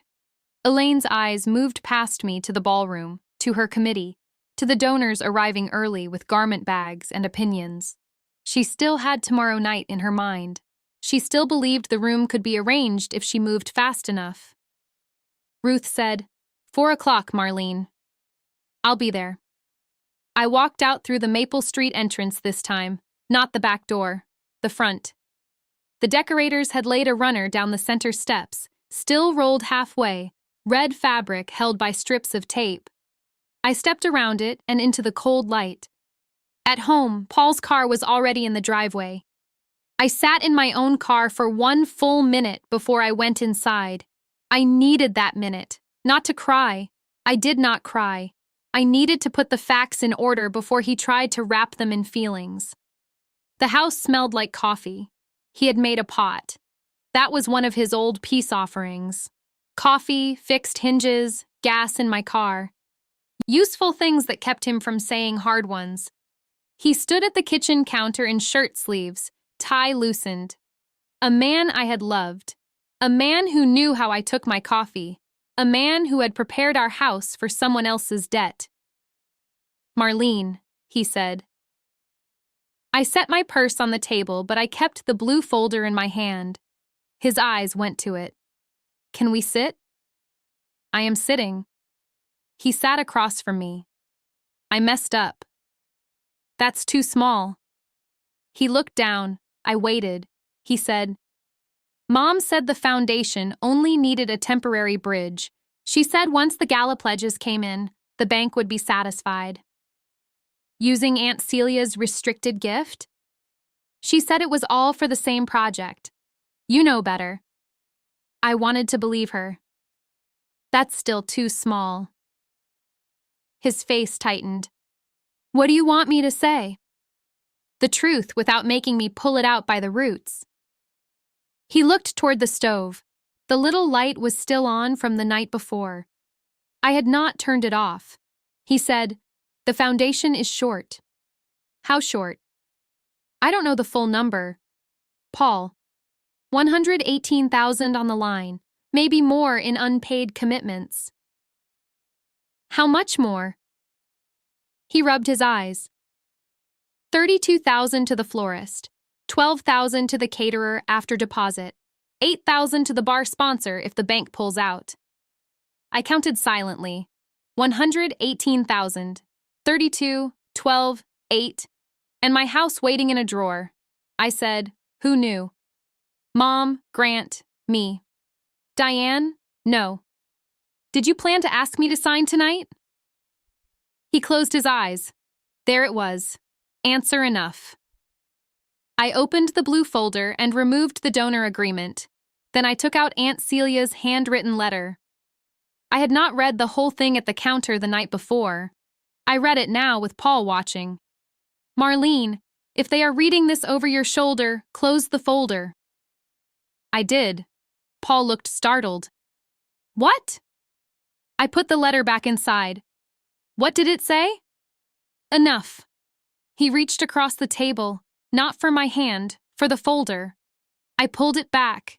His face changed. Hurt first. Then shame. Then something that looked too much like Elaine's fear. Marlene, I'm your husband. I know. Then don't treat me like a stranger. I looked at him. A stranger couldn't pledge my house.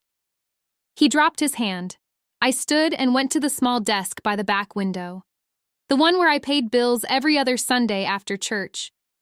I took out our home equity file. The current balance was zero. The house on East Juniper had 13 years of payments in it. 2 refinances survived, and one final check I had mailed with a stamp from the post office on Maple. I placed the file on the table. "You will email the bank before noon." He swallowed. "Saying what?" "That no guarantee involving this property is authorized without my written consent, notarized separately." "Marlene, that could trigger review." "It should." He stared at me. "Mom could lose the foundation." "No," I said. "Your mother spent the foundation." He flinched. I kept going. "You will copy me, Ruth, and your counsel. You will attach no document with my name unless I send it myself. You will not ask me to sign anything to rescue Elaine. She's my mother. And I am your wife." "I know." "No," I said. "You know both facts. You have not honored both." He looked older sitting there. I did not enjoy that. People think righteous moments feel clean. They do not. They feel like washing a pan that has been burned too long. Necessary, hard, still smelling of smoke. Paul whispered, "Are you leaving?" "I'm going to Ruth's office at 4. "That's not what I asked." "I know." He put both hands flat on the table. "Tell me what to do." That was the saddest thing he could have said. After all those years of choosing Elaine by doing nothing, he wanted me to balance that ledger too. I picked up my purse. "Put the numbers where they belong." His eyes filled, but mine stayed dry. At 4 o'clock, Ruth's office above the Maple Street Municipal Building was already full. Leonard sat near the window with a yellow legal pad. Althea sat beside Mrs. Hargrove. Diane stood near the file cabinet, arms crossed, pale but present. Grant was not there. Elaine was not there. That absence had a smell of strategy. Ruth had the vendor email printed in front of her. She said, "Toledo Bronze confirms the overlay was requested 3 weeks ago." Leonard read from his notes. Cost was $680. Ruth nodded. Billed to the Kessler Foundation. Althea said, "They found money for screws." Mrs. Hargrove made a small sound. "They always do." Ruth looked at me. "Marlene, may I read the naming clause into the city file?" I handed her the agreement. She read aloud, careful and plain. "The Walker Price Community Wing shall bear the donor's legal name in perpetuity, and no subsequent recognition, sponsorship, ceremonial material, or donor display shall obscure, replace, subordinate, or relabel said naming without written consent of Marlene Walker Price or her designated successor." The room was quiet. Diane whispered, "Subordinate." Ruth looked up. That word matters. Leonard said, "Celia knew lawyers." "She knew men with committees," I said. Althea smiled at that, but only a little. Ruth placed the agreement on the table. "The city will enforce this. Tomorrow's gala continues, but the dedication language changes." Diane said, "Mom won't accept that." Ruth's voice stayed steady. "She doesn't have to accept it. She has to hear it." My phone buzzed. Paul had copied me on an email to First National. I read it twice. No home equity guarantee had been authorized by Marlene Price. No use of East Juniper property would proceed without my independent written consent. Any prior draft was to be withdrawn. I passed the phone to Ruth. She read it and handed it back. "Good." Diane looked at me. "I didn't know about the house." "I believe you." Her eyes moved to the floor. "That doesn't clear me." "No." She nodded. "Fair." For the first time in years, Diane did not ask me to make her feel better. I respected that more than any apology she could have spent badly. Ruth gathered the papers into a city evidence folder. "Tomorrow I'll speak before Elaine unveils anything." I shook my head. "She'll try to move ahead." "Yes." "She'll put me somewhere out of sight." Ruth looked at me. "Where?" I knew the answer before she asked. I had seen the seating chart on Elaine's dining room sideboard, half covered by flowers and pride. Near the service entrance, I said, or behind the bar. Althea's mouth tightened. Ruth said, then go where she places you. Leonard looked up. Ruth. She kept her eyes on me. Only if you're willing. I understood her. Not a delay. A record. Let Elaine show the room what she believed I was, before Ruth showed them what I had done. I thought of the tray. The whisper. People like you, I said. I can stand there. Althea said, you don't have to. I know. Ruth nodded once. Then tomorrow we let her choose in public. Outside the municipal window, Maple Street traffic moved past the Civic Hall. Pickup trucks, school buses, a white van from the rental company. Willow Bend looked ordinary from up there. Ordinary places can carry ugly things a long time because everybody knows where to park and whom to greet. I put Aunt Celia's letter back in the blue folder. This time, I did not need to read the rest yet. Tomorrow would give it a room. I drove home from Ruth's office with the blue folder on the passenger seat and both hands tight on the wheel. At the light by Maple and 3rd, Paul called twice. I let it ring. That was not punishment. That was order. I had given him one task, and he had done it. That did not earn him the right to climb back into my ear before I decided what room my own heart could stand in. When I reached East Juniper, his car was gone. On the kitchen table, he had left one sheet of paper under the sugar bowl. No flowers, no speech, just a printed copy of the email to First National, signed in ink beneath the typed name. Beside it sat his wedding ring. I looked at it for a long time. Then I moved the sugar bowl, slid the email into my home equity file, and left the ring where it was. At 6, Althea knocked on my back door without calling first. That was how close women came when they were done being polite.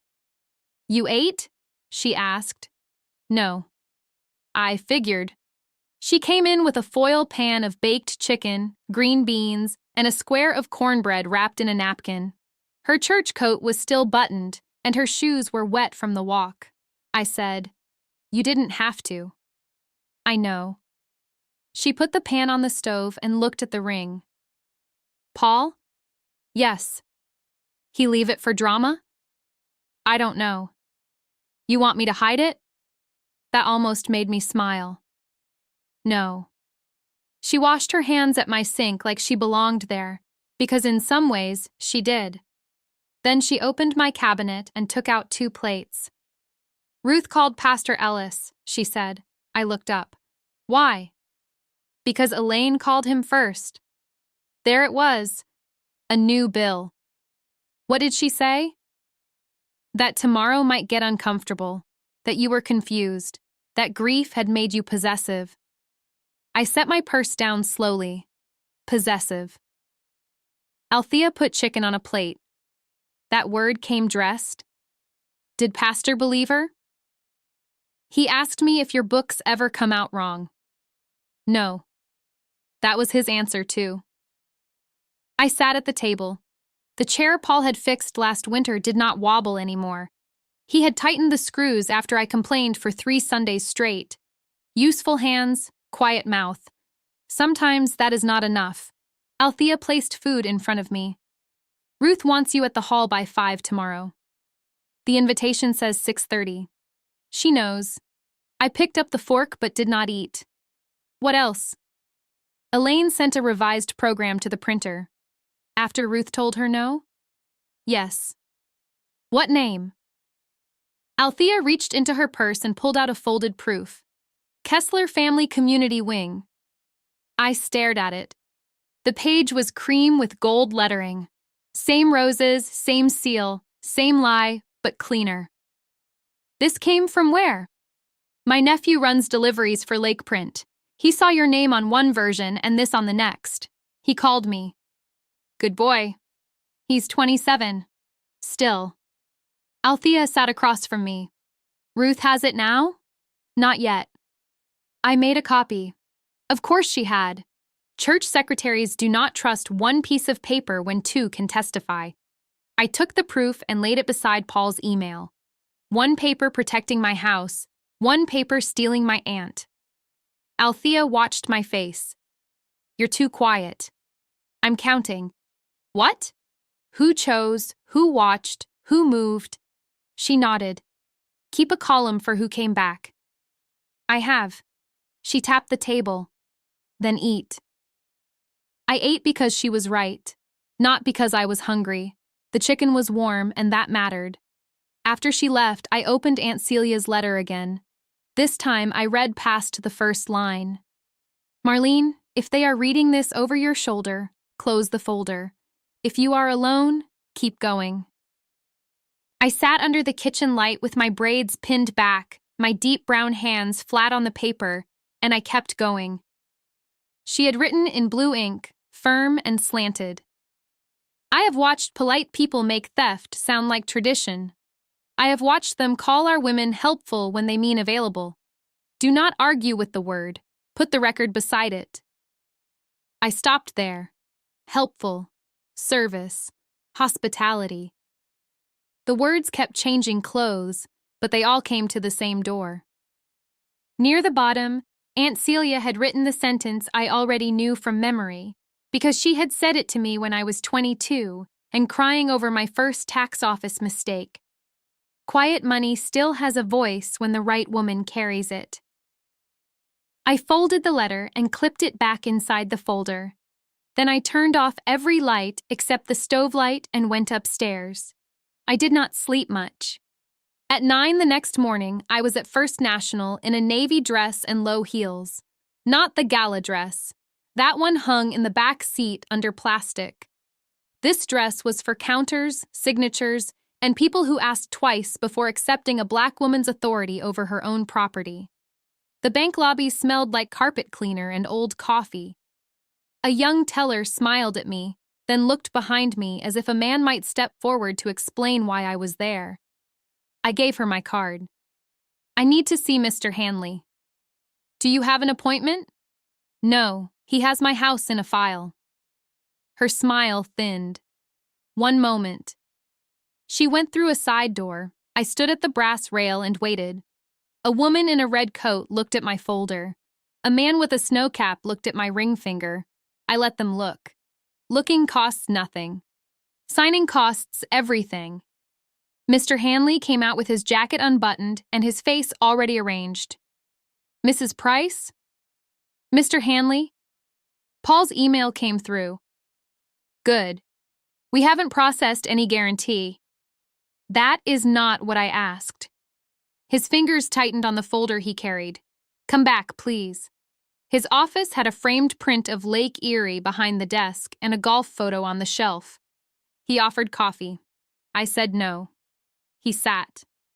We received a draft pledge support packet from the Kessler Foundation. With my property. With a proposed collateral schedule. My name? Not signed. My address? He hesitated. I said, Mr. Hanley? Yes. East Juniper? Yes. He opened the folder and turned one page. I saw the top line before he covered it with his hand. Residential Asset Supplement. That was a fancy name for my kitchen table. I said, Who sent it? Grant Kessler. When? Tuesday. Before or after Elaine asked me to wear black to the gala? He did not answer. I opened my purse and took out a copy of my deed, the home equity statement, and Paul's email. I placed them on his desk in a straight line. You will mark this file disputed.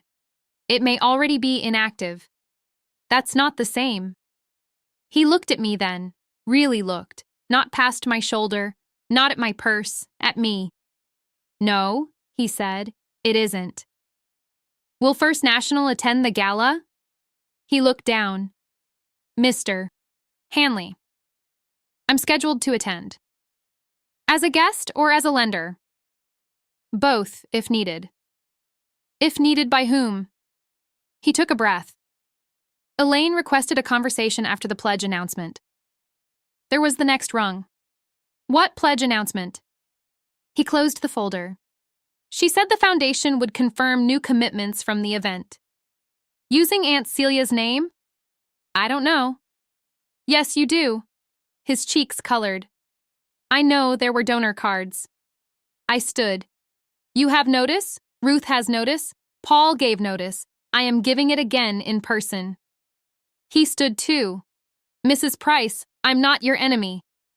No, you're a man holding paper. He nodded once. I'll mark it disputed now. Send confirmation before noon. I can do that. And bring no document to the hall that asks for my signature. His mouth opened. I waited. He closed it. Understood. At the door, he said, For what it's worth, your aunt's transfer cleared before any foundation pledge hit our review. I turned back. Say that tonight if asked. His eyes moved to the window. That may be delicate. It was delicate when you put my house in a loan folder. He had no answer for that. Most people do not when the truth arrives without a cushion. At noon, Ruth called while I was in the parking lot of the tax office. I had gone there to print copies because my old printer at home liked to chew paper when the stakes were high. Hanley emailed, she said. I saw. He attached the draft schedule. My hand tightened around the phone. With East Juniper? Yes. Who else got it? Grant, Elaine, Paul, a bank assistant. Diane? No. Good. Ruth was quiet for half a breath. There's more. Say it. The revised program proof includes a donor role. With what? Kessler Foundation, Gold Legacy Circle, $275,000. I looked through the office window at my own desk. My calculator sat beside a mug from Mount Zion Baptist. A pencil lay across a stack of payroll forms. Ordinary tools, honest ones. I said, They printed the number. Yes. They needed the amount public before the bank meeting. That's my read. Then tonight isn't a gala. No, Ruth said. It's a closing argument. I almost laughed, not because it was funny, because Aunt Celia had known. I'll be there at 5. Bring the original letter, too. I paused. Why? If Elaine claims intent, Celia's own words answer her. She didn't write it for them. No, she wrote it for the record. I looked at my reflection in the glass. Silver in my braids, brown face, tired eyes, still upright. I'll bring it. Before I left the office, Mrs. Pruitt from reception came back with a stack of copies warm from the machine. You need tabs? She asked. Yes, please. She handed me blue, yellow, and red tabs from her drawer. She had been widowed 12 years and could spot trouble from the parking lot. Family? She asked. By marriage. Worst kind for paperwork. I put a blue tab on the donor agreement, yellow on the naming clause, red on the bank notice. Mrs. Pruitt watched me. You want me to stay late? No. You sure? Yes, but thank you. She touched the copy stack. Make them read the whole page. I intend to. At 5 o'clock, the Willow Bend Civic Hall already looked like it had swallowed too much money. Valet cones lined Maple Street. The florist van idled at the curb. 2 men carried white rose arrangements taller than children through the front entrance. The red runner had been taped down. The tape showed at the edges. I parked on 3rd because I wanted the walk. Cold air moved off the lake and cut through my coat. I carried my gala dress in one hand and the blue folder in the other. The folder did not feel heavy. That surprised me. Some things get lighter when you stop pretending they are safe. Inside, Leonard met me by the coat check. You're early. So are you. I never liked surprises. Then you picked the wrong family. He gave me a tired smile. Ruth's in the north office. Elaine? Everywhere. That was true. I heard her before I saw her. No, not there. The sponsor board goes by the West Arch. The photographer needs the family first. Family first. Family first. There was the old song again. Diane came down the hall carrying a box of place cards. She wore a green dress that made her look younger and more frightened. "Marlene," she said. "Diane." She looked at the folder. Mom printed new programs. "I know. I pulled what I could. How many got out?" "Maybe 40. "To whom?" "Committee bags, early sponsors." "The bank table." "The bank table." She flinched. "I didn't know until an hour ago." "I believe that." "I moved you." I looked at her. She swallowed. "Your seat. Mom had you at table 12, behind the service screen." "Where am I now?" "Table 2, with Ruth." "That was useful. It was also dangerous." "Elaine knows?" "Not yet." "She will."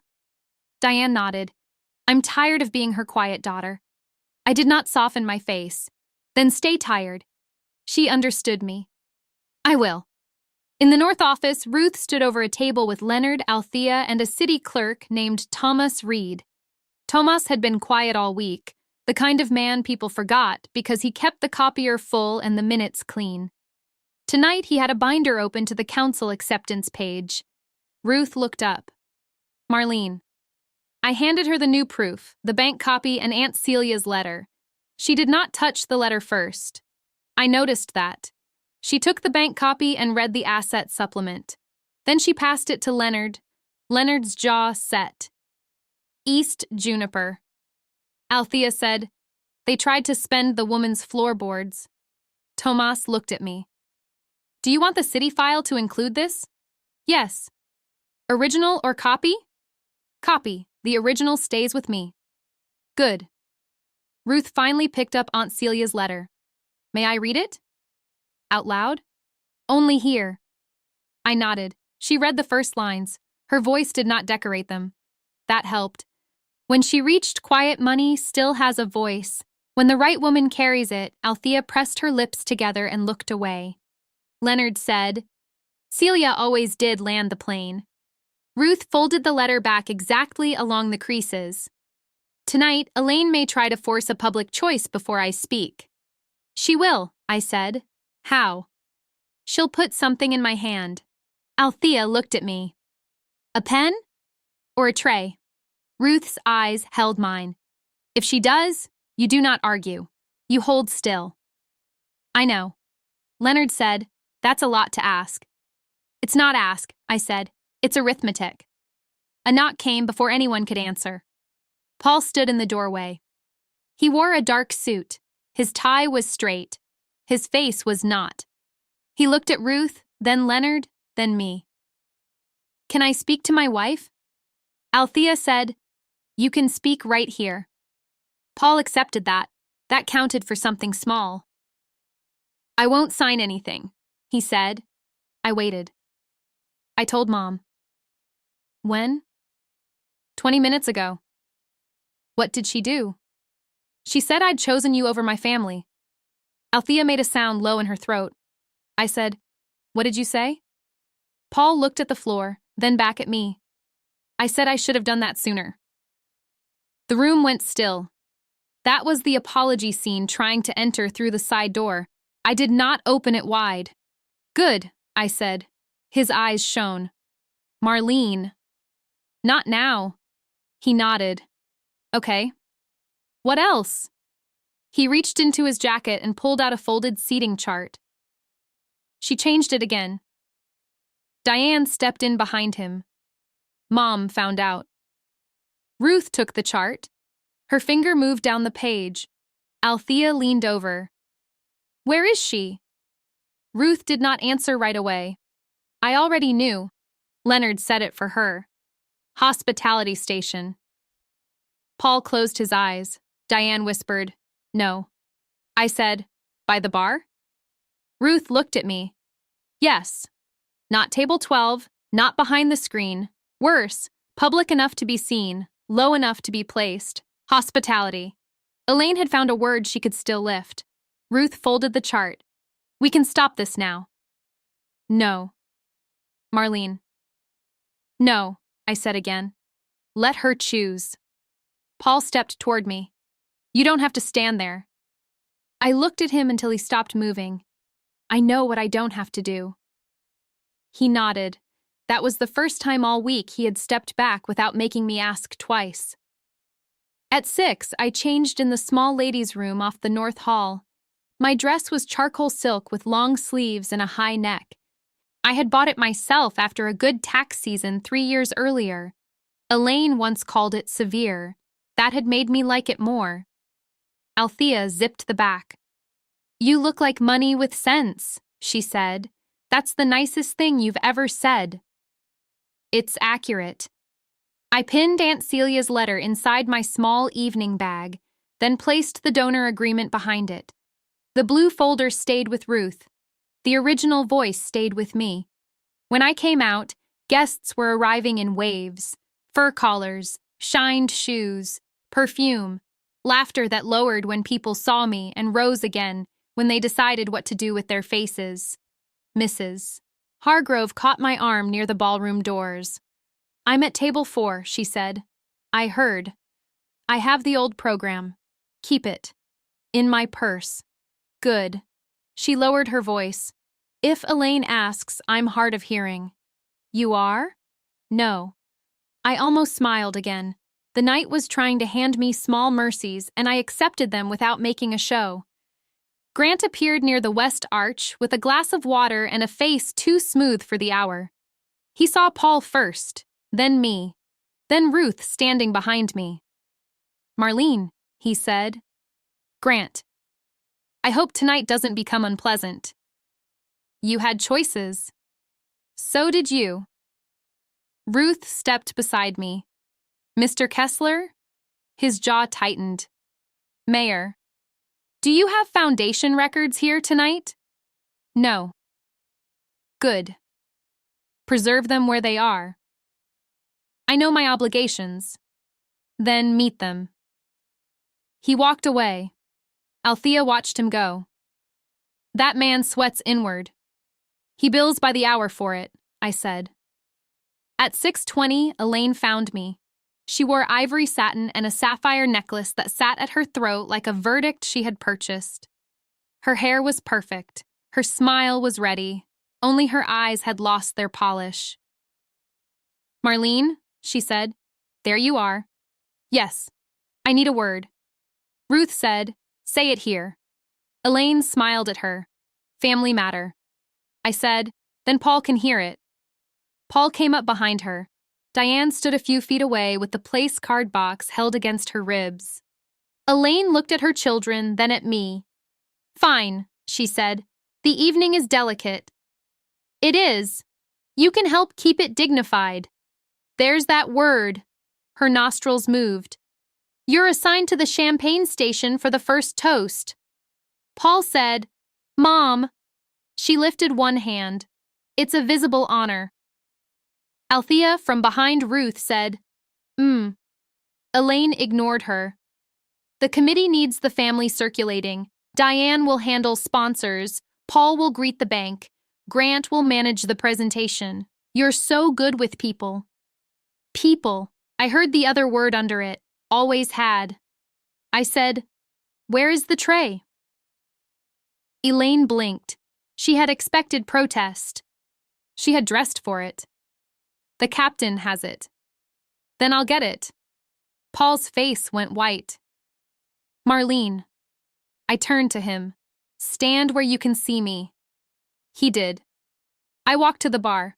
The catering captain, a young woman named Elise, looked mortified when I arrived. Mrs. Price, I'm sorry, she whispered. You didn't assign me. No, ma'am. Then don't carry the shame. She set a silver tray on the counter. 8 champagne flutes stood on it, filled to the same line. I noticed that because good work always announces itself quietly. I lifted the tray. The silver was cold against my fingers. Familiar, but not because I belonged there. Familiar because I had held heavier things and kept walking. When I turned, the ballroom had settled into its first hush. People noticed what Elaine wanted them to notice. A black woman with silver-threaded braids. married into the Kessler family, standing near the bar with a drink tray while her in-laws arranged themselves under the sponsor board. Mrs. Hargrove saw me and sat straighter. Leonard stood near the stage door with one hand in his jacket pocket. The storage room key made a small outline against the fabric. Ruth had not moved. She stood near table 2, watching Elaine. Elaine crossed the room toward the podium with Grant at her side. Behind them, 2 rental men rolled out a tall object covered in white cloth, the covered plaque, not from the storage room behind the stage, from the side hall. Leonard's head snapped toward it. Ruth's face changed once, very little, enough. I kept the tray level.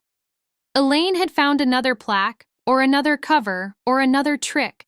She had brought the object out early, before Ruth could control the order. Grant leaned close to her and whispered. She nodded.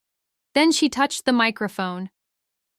"Good evening, friends of Willow Bend," she said. The room turned to her. I stood by the champagne station with 8 full glasses in my hands, and Mayor Ruth Calder stepped away from table 2.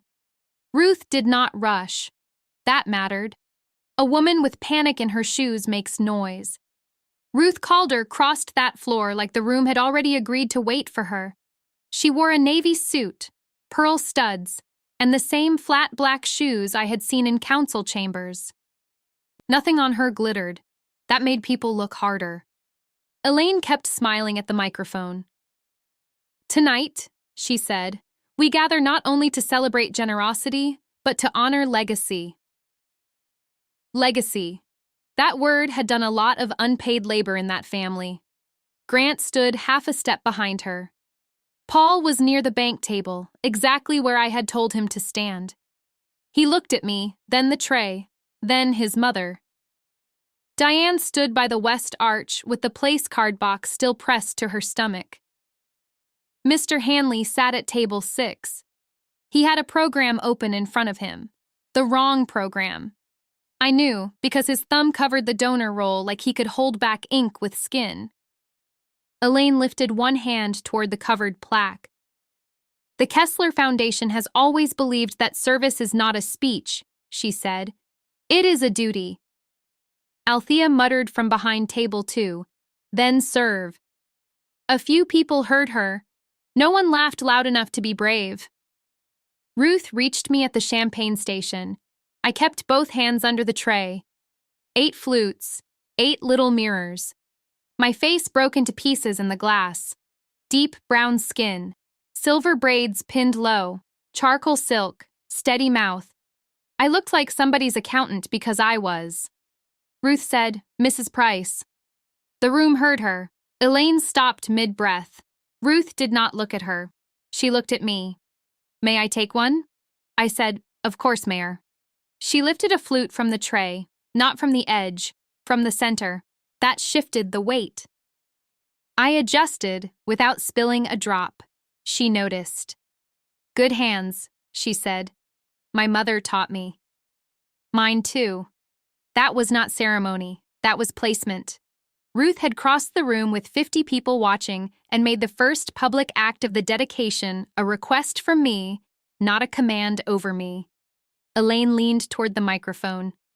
"Mayor Calder," she said with sugar over steel. "We're just beginning." Ruth turned at last.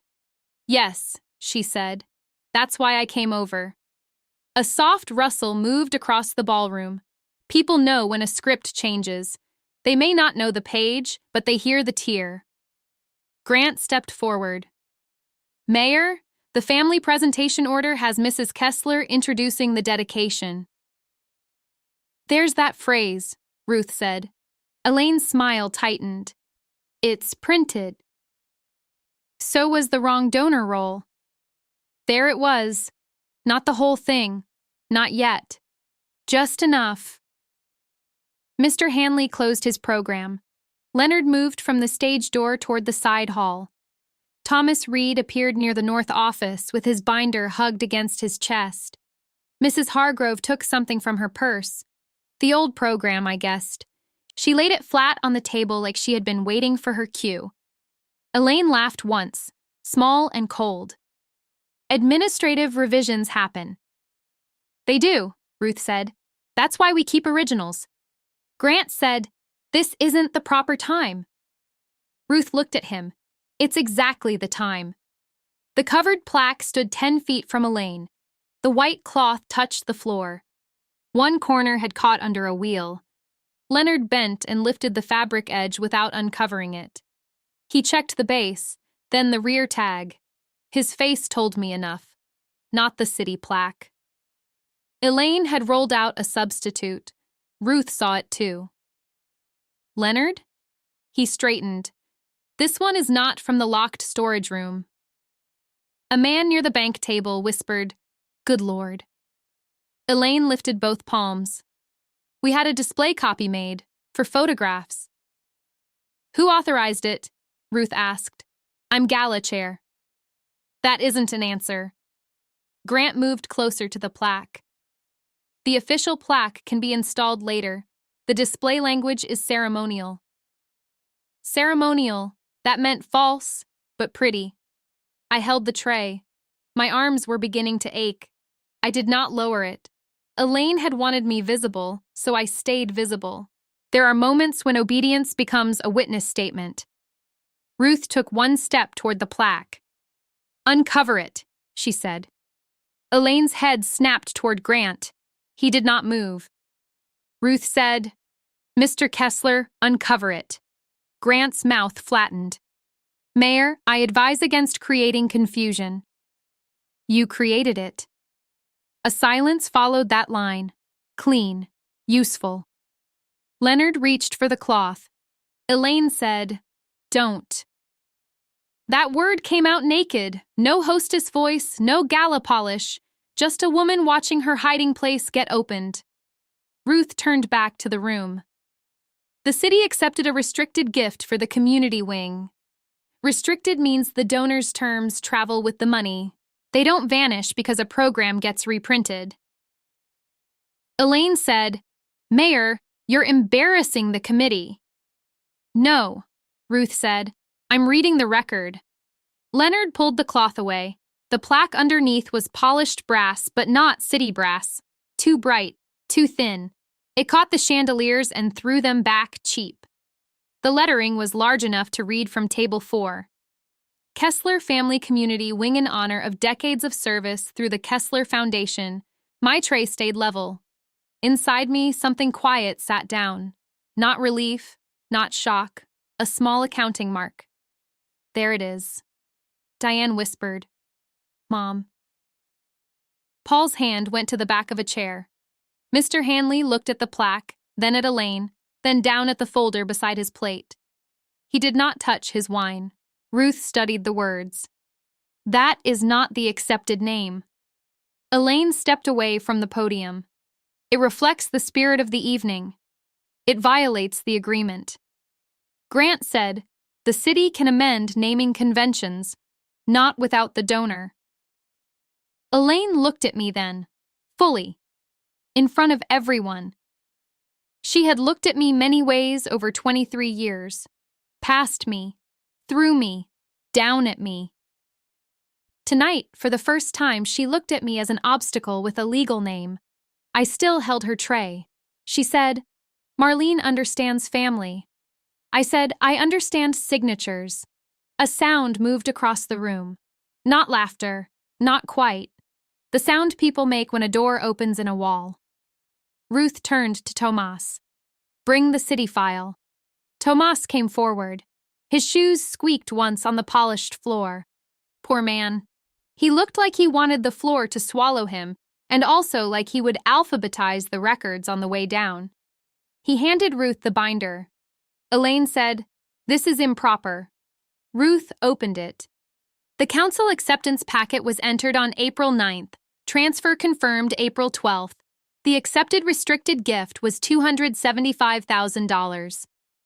Grant said, From the Kessler Foundation. Leonard's voice cut through from beside the plaque. No. Everyone turned. He did not raise his voice. He did not have to. Retired treasurers have a gift. They can make a room fear a ledger. No Kessler Foundation money cleared for that wing, Leonard said. Not $1. Mr. Hanley closed his eyes. Ruth said, "Say that again." Leonard faced the room. The city accepted no Kessler Foundation funds for the community wing. The transfer came from the Celia Walker Community Trust. The donor of record is Marlene Walker Price. The tray felt lighter, not because it was, because the room finally carried some of its own weight. Elaine's lips parted. Grant looked at me, then at Ruth's binder. Diane put the box of place cards down on a chair as if her arms had lost their instructions. Paul did not speak. That silence was his whole marriage laid on the table. Ruth walked to me again. This time, the room made a path for her. She still held the champagne flute. She had not taken a sip. She set it back on my tray in the empty center space with care. Then she held out her hand. "Marlene Walker Price," she said, "on behalf of Willow Bend, thank you for funding the new community wing." I looked at her hand, then at the room. This was the moment Elaine had built for herself. The flowers, the sponsor board, the bank table, the false plaque, the programs with my name removed, the hospitality station, the tray. All of it had brought Ruth Calder across that floor to me. I shifted the tray into my left hand and took the mayor's hand with my right. "Thank Aunt Celia," I said. Ruth held my hand firm. "I will, but she trusted you to carry it." Elaine made a sound behind her. "This is absurd. Marlene is family." The gift was aligned with us. Ruth released my hand and turned to the plaque. "Bring the official one." Leonard nodded and headed for the stage door. Grant stepped in front of him. "No." Leonard stopped. Althea stood. "Move," she said. Grant did not look at her. "There are reputational concerns." Althea said, "Yours." Diane crossed the floor then, green dress, shaking hands, brave feet. She stood beside Leonard and held out a key. "I have the spare," she said. Elaine stared at her. "Diane?" Diane's voice shook, but it did not break. "You told me it was display language. You said the legal name was ugly for donors." Ugly. My mother's sister had cleaned houses on Harbor Road when banks would not hire her. She had put $5 a week into savings while raising 2 boys and feeding other people's children from her back steps. Walker was not ugly. Price was not ugly. My name was not ugly. It had only been inconvenient. Ruth took the key from Diane and handed it to Leonard. "Now." Grant moved aside, not because he wanted to, because too many eyes had arrived. Leonard went through the stage door. Elaine rushed to the microphone. "Ladies and gentlemen, I apologize for this confusion. The family has always intended to honor Marlene's role." Mrs. Hargrove stood at table 4. "I have the first program," she said. "Bless that woman's good purse." Elaine froze. Mrs. Hargrove lifted the folded program. "This one lists Marlene Walker Price. My daughter picked it up from the printer yesterday morning." Ruth said, "Thank you, Mrs. Hargrove." Another man stood near table 9. "My sponsor packet has the Kessler version. That was Daniel Cho from the clinic board. I knew him by his neat handwriting on city invoices." A woman near the florist table raised her hand halfway. "Mine too." That was Patrice Bell, who ran the Youth Arts Fund. She had been nice to me in grocery aisles, which counted more than gala manners. Ruth said, "Please keep those copies." Grant said, "Mayor, this is turning into a spectacle." "No," I said. He looked at me. I lowered the tray onto the champagne station. Every glass touched silver without a ring. It became a spectacle when Elaine put me by the bar. No one moved. I turned to Elaine. "You wanted people to see me serving."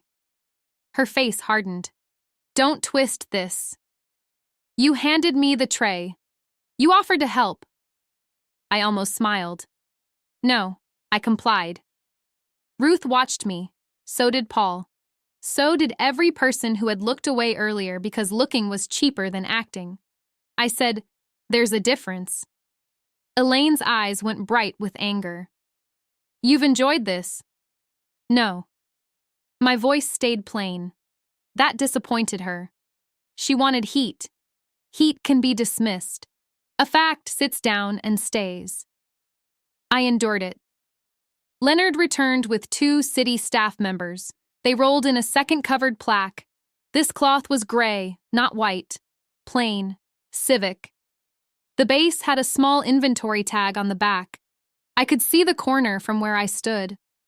Ruth nodded to him. Leonard pulled the cloth. The official plaque was not as shiny. It did not need to be. The brass was warmer, the engraving deeper. The letters were smaller, but they had authority. The Walker Price Community Wing funded by the Celia Walker community. Trust and honor of Marlene Walker Price and the East Juniper neighbors who taught service without needing a stage below. That, in smaller text, was the clause. The Walker Price Community Wing shall bear the donor's legal name in perpetuity. Ruth opened the binder to a tabbed page. Then she read those words aloud. Slowly, not dramatically. Correctly. The Walker Price Community Wing shall bear the donor's legal name in perpetuity. She looked up. That is the accepted naming clause. Elaine gripped the podium. That language was sentimental. It was signed. Grant said, restricted gifts can be renegotiated. Ruth said, by the donor. Grant looked at me. There it was. The private ask trying to put on public shoes. I said, no. One word, clean enough to eat from. Mr. Hanley stood at table 6. His chair scraped. As First National is present tonight, he said, I need to state for the record that any pending review involving Kessler Foundation pledged support is paused. Documents naming Mrs. Price's East Juniper property are disputed. Elaine turned on him. This is not bank business. Hanley's face was pale, but his voice held. It became bank business when the asset supplement crossed my desk. A woman near table 3 said, Asset supplement? Grant said, no further comment. Ruth said, that would be wise. Paul moved then. He came toward me but stopped before he reached the champagne station. He had learned something in the last hour, not enough to fix 23 years, enough to stop before making himself the center. Marlene, he said. I looked at him. His mouth worked once. I'm sorry. The room should not have had that, but it did. He had been silent in public. Public was where the first bill came due. I said, I heard you. His face fell a little. He wanted more. I did not give it. Elaine said, Paul, don't you dare. He turned to her. No. It was not loud. It did not have to be. Elaine looked like someone had stepped off her porch with the family silver. Paul said, You used her name. You used her house. You used her trust. Grant said, Careful. Paul looked at him. I am. Ruth closed the binder. Mr. Reed, note for the minutes that the unauthorized display plaque was presented without city approval. Tomas wrote fast. Ruth continued. Also note that the city will freeze acceptance of future Kessler Foundation pledges pending document review. That landed harder than the plaque. Elaine's whole face changed. The gala could survive embarrassment. The foundation could not survive a freeze. Not with an $118,000 hole and a bank table watching. Grant stepped toward Ruth. Mayor Calder, that's premature. It's temporary. It implies wrongdoing. It preserves public records. Althea said, Funny how that sounds bad to some folks. Ruth ignored the comment, which was wise. Althea did not need help. Mrs. Hargrove sat back down. Patrice Bell folded her sponsor packet with care. Daniel Cho took out his phone, not to film, but to photograph the program pages. I liked him more for that. Elaine left the podium and came straight toward me. The old room in me braced. The daughter-in-law room, the church basement room, the room where a black woman smiles because everyone is waiting to call her difficult. I did not smile. Elaine stopped close enough for me to smell her perfume. "You have no idea what you've done," she said. I put the numbers where they belong. Her eyes flashed. "You think that makes you better than us?" "No." I picked up one champagne flute from the tray and held it out to her. "You said people like me look natural serving you." A hush took the whole ballroom, not because they had not heard such things before, because this time the bill had a microphone. I kept the glass steady. "Tonight, you can serve the truth yourself." Her hand did not move. Ruth said, "Mrs. Kessler." Elaine looked at the flute, then at me, then at the official plaque behind Ruth. For 1 second, I saw the fear under everything. Not sorrow, not regret. Fear of losing the room, fear of losing the bank. Fear of losing the name she had polished until it shone brighter than the people holding it up. She took the glass. Her fingers trembled. That was the picture people remembered. Not the flowers, not the satin. Elaine Kessler holding the champagne she had meant for me to carry, standing beside a plaque that told the truth in brass. Ruth returned to the microphone. "This event will continue," she said, "but the dedication will be corrected now."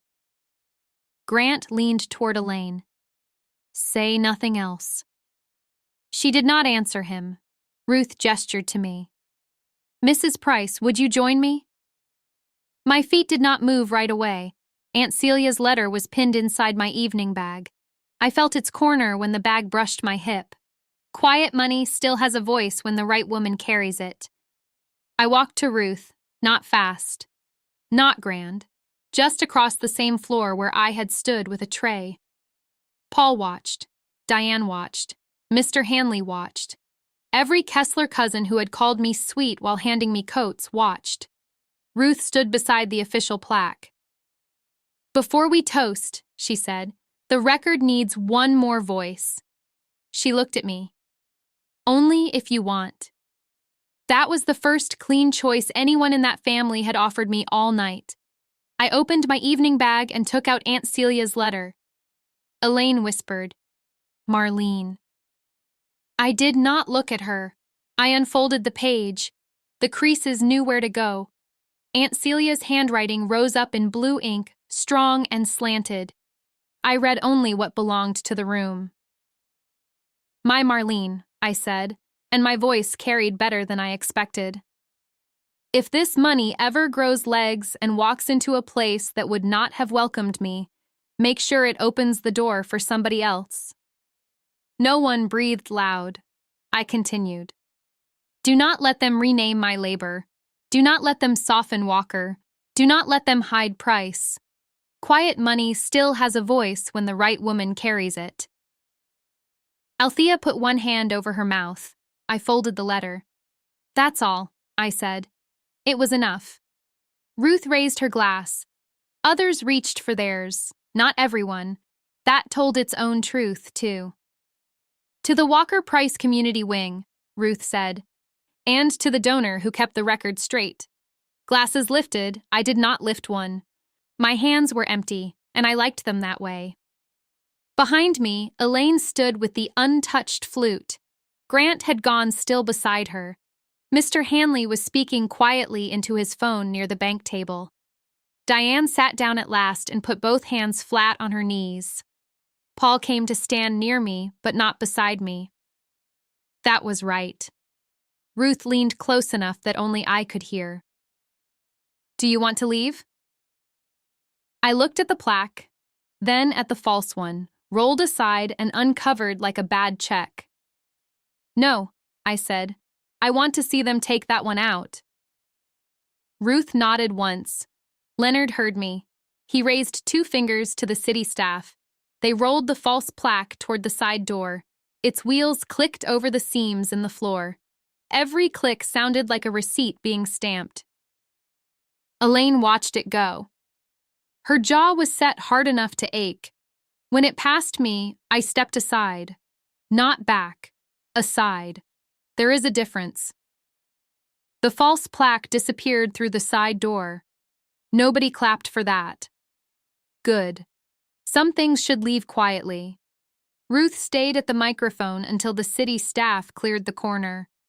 Leonard stood beside the official plaque with one hand on the gray cloth he had removed, as if he was guarding it from another trick. Thomas kept writing. His pen scratched so fast I could hear it from the first row. Elaine still held that champagne flute. She had not taken a sip. Ruth said, "We'll resume with the corrected dedication. Then the finance committee will meet in the side room." Grant's head snapped up. "Tonight?" "Yes. This is a gala." It became a public record issue. Elaine said, "Ruth, don't do this."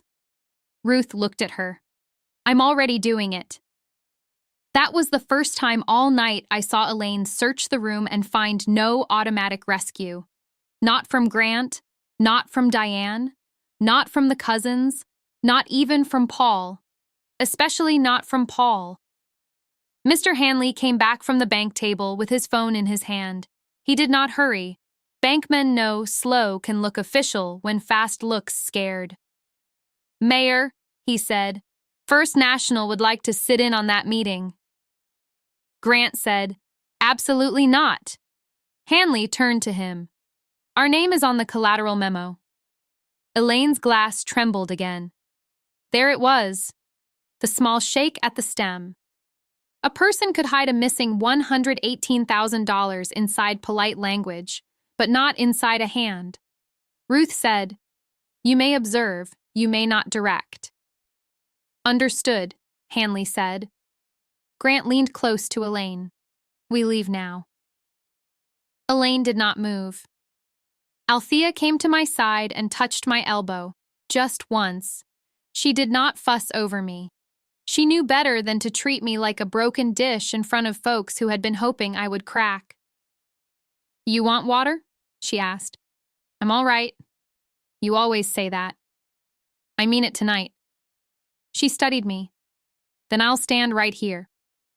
That was Althea, short and sharp, but faithful. Ruth lifted the binder. "Mrs. Price, do you have the donor copy with you?" I did. Elaine turned toward me so fast the champagne rose in the glass. "You brought it here?" I looked at her. "You brought the false plaque." A few people made that low sound again, not laughter, recognition. I opened my evening bag and took out the slim blue folder. It had sat against Aunt Celia's letter all night. Elaine had seen it earlier and called it my little purse papers. She said it with that smile she used when she wanted me to feel small without giving me a sentence I could quote. Blue folder, little, papers. She knew the color now. Grant's face changed when he saw it. That told me enough. He had known there was a donor agreement, but he had hoped I was the kind of woman who kept things in drawers in memory. He had not counted on a black accountant from East Juniper who paid water bills in February and kept receipts from 1998. Ruth held out her hand. "May I?" I gave it to her. She opened it on the podium, not at the side table, in public, page by page. The microphone picked up the soft rub of paper. It sounded clean. "This is the donor agreement," Ruth said. "Executed by Marlene Walker Price as trustee." Grant said, "We object to public display." Ruth did not look at him. Noted. Tomas wrote it down. Ruth turned another page. "This is the transfer confirmation." Leonard stepped closer. "April 12th. "Yes," Ruth said. "April 12th. Mr. Hanley said, "Amount?" Ruth read it. $275,000. The number walked through the room and sat at every table. $275,000. Not flowers, not chair covers, not printed sponsor boards. Money that built walls, widened doors, fitted a kitchen, wired a classroom, and paid workers who showed up before sunrise. Elaine said, "We never denied Marlene's participation." I almost laughed then. Almost. Participation. That was what people called your money when they wanted your name gone. Ruth turned one more page. This is the naming clause. It matches the official plaque. Grant said, the clause can be interpreted. Leonard said, no, it can't. Grant glared at him. You're retired. Leonard did not blink. I can still read. Mrs. Hargrove stood again. Her purse hung from her arm like a courtroom bag. Mayor Calder, she said, I have both programs now. Ruth looked over. Both? Mrs. Hargrove held up 2 folded programs. The first one from the printer, and the one on the tables tonight. Diane gave me the first by mistake when I came early. Diane closed her eyes. Elaine said, Vivian, sit down. Mrs. Hargrove did not sit. No. That little no did more than a speech. It put a white church lady from Maple Street on the record against Elaine Kessler, and everybody in Willow Bend knew what that meant. Elaine had lost the polite women. After that, casseroles stopped coming right. Ruth said, Please give those to Mr. Reed. Tomas came down for them. Mrs. Hargrove handed them over. I should have said something earlier. You're saying it now, I said. She looked at me, her face pinched with shame. I saw where they put you. I know. I looked away. Yes. She swallowed. I'm sorry. That was the one apology I could take in that room. Not because it fixed anything, because it named the actual thing. She had looked away. I nodded once. Thank you. Elaine looked as if I had slapped her by accepting someone else's honesty. Ruth said, We'll move to the side room. Grant stepped forward. The public portion is over. No, Ruth said. The dedication is public. The finance review begins with the people named in these documents present. Then my client declines. Ruth looked at Elaine. You may decline to speak. You may not take city property or city records. Elaine gave a short laugh. City property, that's rich. Althea said, Careful, you're talking about Marlene's money now. Grant pointed at her. Ma'am. Althea smiled. Don't ma'am me unless you can afford me. I touched her arm. Althea. She stopped. She was not wrong, but the numbers were doing enough. Paul came closer. Mom, go to the side room. Elaine stared at him. You stand with her? He looked at me before he answered. That bothered me. He still needed my face to tell him where decency was. I stand with the truth, he said. Inside me, a tired door closed, not slammed, closed. Elaine heard the wrong thing in his answer. She grabbed it. You see? She said to the room. This is what she's done. She's turned my son against his family. I said no. I stopped signing. The words landed before I planned them. Paul looked at me. Elaine looked at me. Grant looked at me. Mr. Hanley looked at me like a bankman hearing a lock turn. Paul said, Marlene. I took the small white envelope from my bag. It was not secret. It had been sitting behind the blue folder all night, waiting for the right hand and the wrong sentence. I gave it to him. What's this? He asked. My answer. His fingers tightened on it. Here? You asked me at our kitchen table. His face went pale. That was private. So was my aunt's trust. No one spoke. He opened the envelope. I watched him pull out the home equity application, unsigned. My signature line was blank, clean. A little white space with my whole future inside it. Paul read it once, then again. Elaine whispered, What did you do? I said, Nothing. That was the point. Paul's voice came out low. Marlene, the bank deadline is Monday. I know. We need that loan. No, the foundation needs it.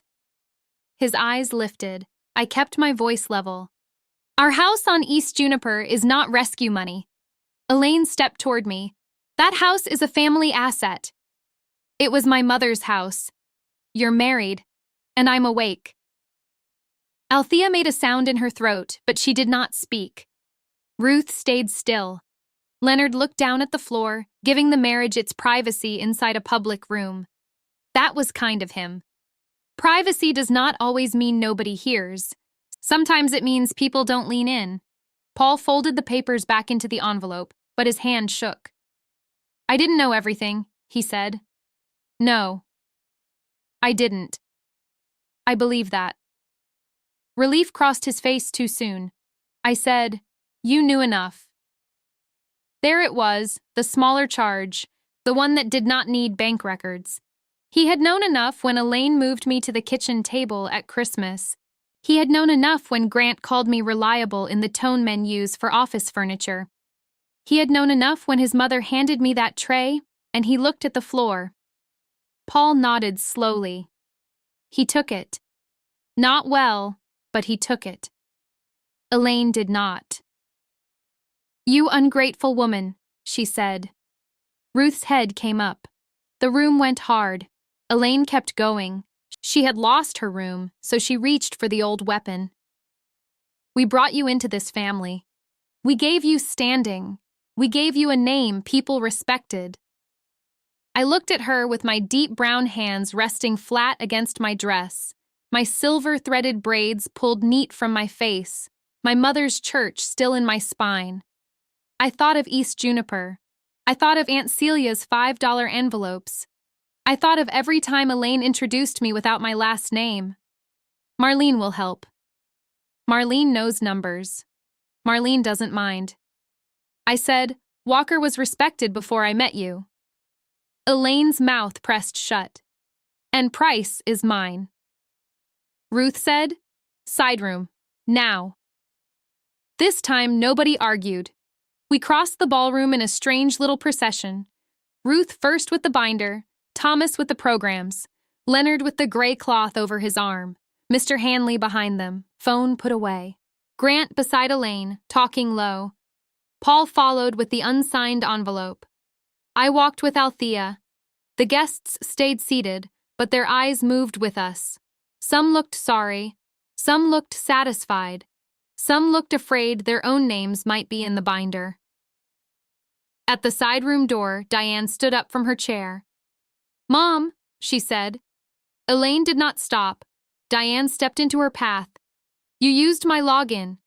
Elaine's face changed before she could smooth it. That was new. Ruth heard it too. What login? Diane turned to her. The printer portal. The final program changes went through my account. Grant said, Diane, stop talking. Diane shook her head. No, she told me to give her the password. She said the donor wording had to match family presentation order. There was that phrase again. Family presentation order. A phrase can wear a silk dress and still be a lie. Elaine said, I was protecting you. From what? From being blamed. Diane stared at her. For something you did? Elaine looked around. This is not the place. Diane's voice shook. It was the place when you let me carry those place cards. That hurt her. I saw it. Diane had been weak all evening, but not empty. There is a difference. Ruth said, Mr. Reed, include that. Thomas wrote. Grant said, this is turning coercive. Ruth opened the side room door. Then advise your client to stop confessing in hallways. We went in. The side room was smaller, with beige walls and a long laminate table. I had sat in that room years before to help the Harvest Pantry reconcile a $14,000 grant. Back then, Elaine had called me a dear volunteer. Tonight, the same chair waited for me under fluorescent lights, and my name was on the city binder. Ruth sat at the head. Elaine tried to take the chair to Ruth's right. Ruth said, Mrs. Price sits there. Elaine froze. It was a small thing, chair placement, but Elaine had built a life from small placements. Who sat near the kitchen, Who stood near the donor wall? Who got named first? Who got handed a tray? I sat down. Elaine took the chair across from me. Grant sat beside her. Paul stood by the wall until Ruth pointed to the last chair. He sat too. Ruth opened the binder. We have 3 issues: unauthorized donor substitution, collateral documents naming disputed property, and pledge capacity from the Kessler Foundation. Mr. Hanley set his notebook down. The bank is concerned with the second and third. Grant said, the foundation has assets. Leonard said, liquid? Grant's eyes cut to him. Leonard folded his hands. That's a number question. Ruth looked at Elaine. Did the Kessler Foundation transfer any funds toward the community wing? Elaine said nothing. Grant touched her sleeve. Don't answer. Ruth looked at Thomas. Note refusal. Thomas wrote. I watched Elaine watching him write. It bothered her more than shouting would have. Ink has a way of outliving volume. Ruth turned to Grant. Did you submit any city-facing document identifying Kessler Foundation funds as the source of the wing gift? Grant said, the public language reflected a broader philanthropic partnership. Leonard said, that means yes. Ruth said, Mr. Briggs. He lifted both hands. I'll wait. Mr. Hanley opened his notebook. Mrs. Kessler, the asset supplement we received listed the East Juniper Avenue property as available family collateral. Who authorized that listing? Elaine looked at Paul. Paul looked at the envelope in his hands. Then he looked at me. I didn't, I said. Hanley nodded. That matters. Grant leaned forward. The property is marital. No, I said. It's inherited, recorded separately. Taxes paid from my account. Hanley wrote that down. Elaine said, she's always kept things separate. I looked at her. Only the things you kept reaching for. Althea, standing behind me, whispered, Amen. Ruth gave her one warning glance. Althea accepted it, mostly. Paul spoke then. I sent the tax statement. I turned to him. His face looked older. Mom asked for a property value. I sent the county page.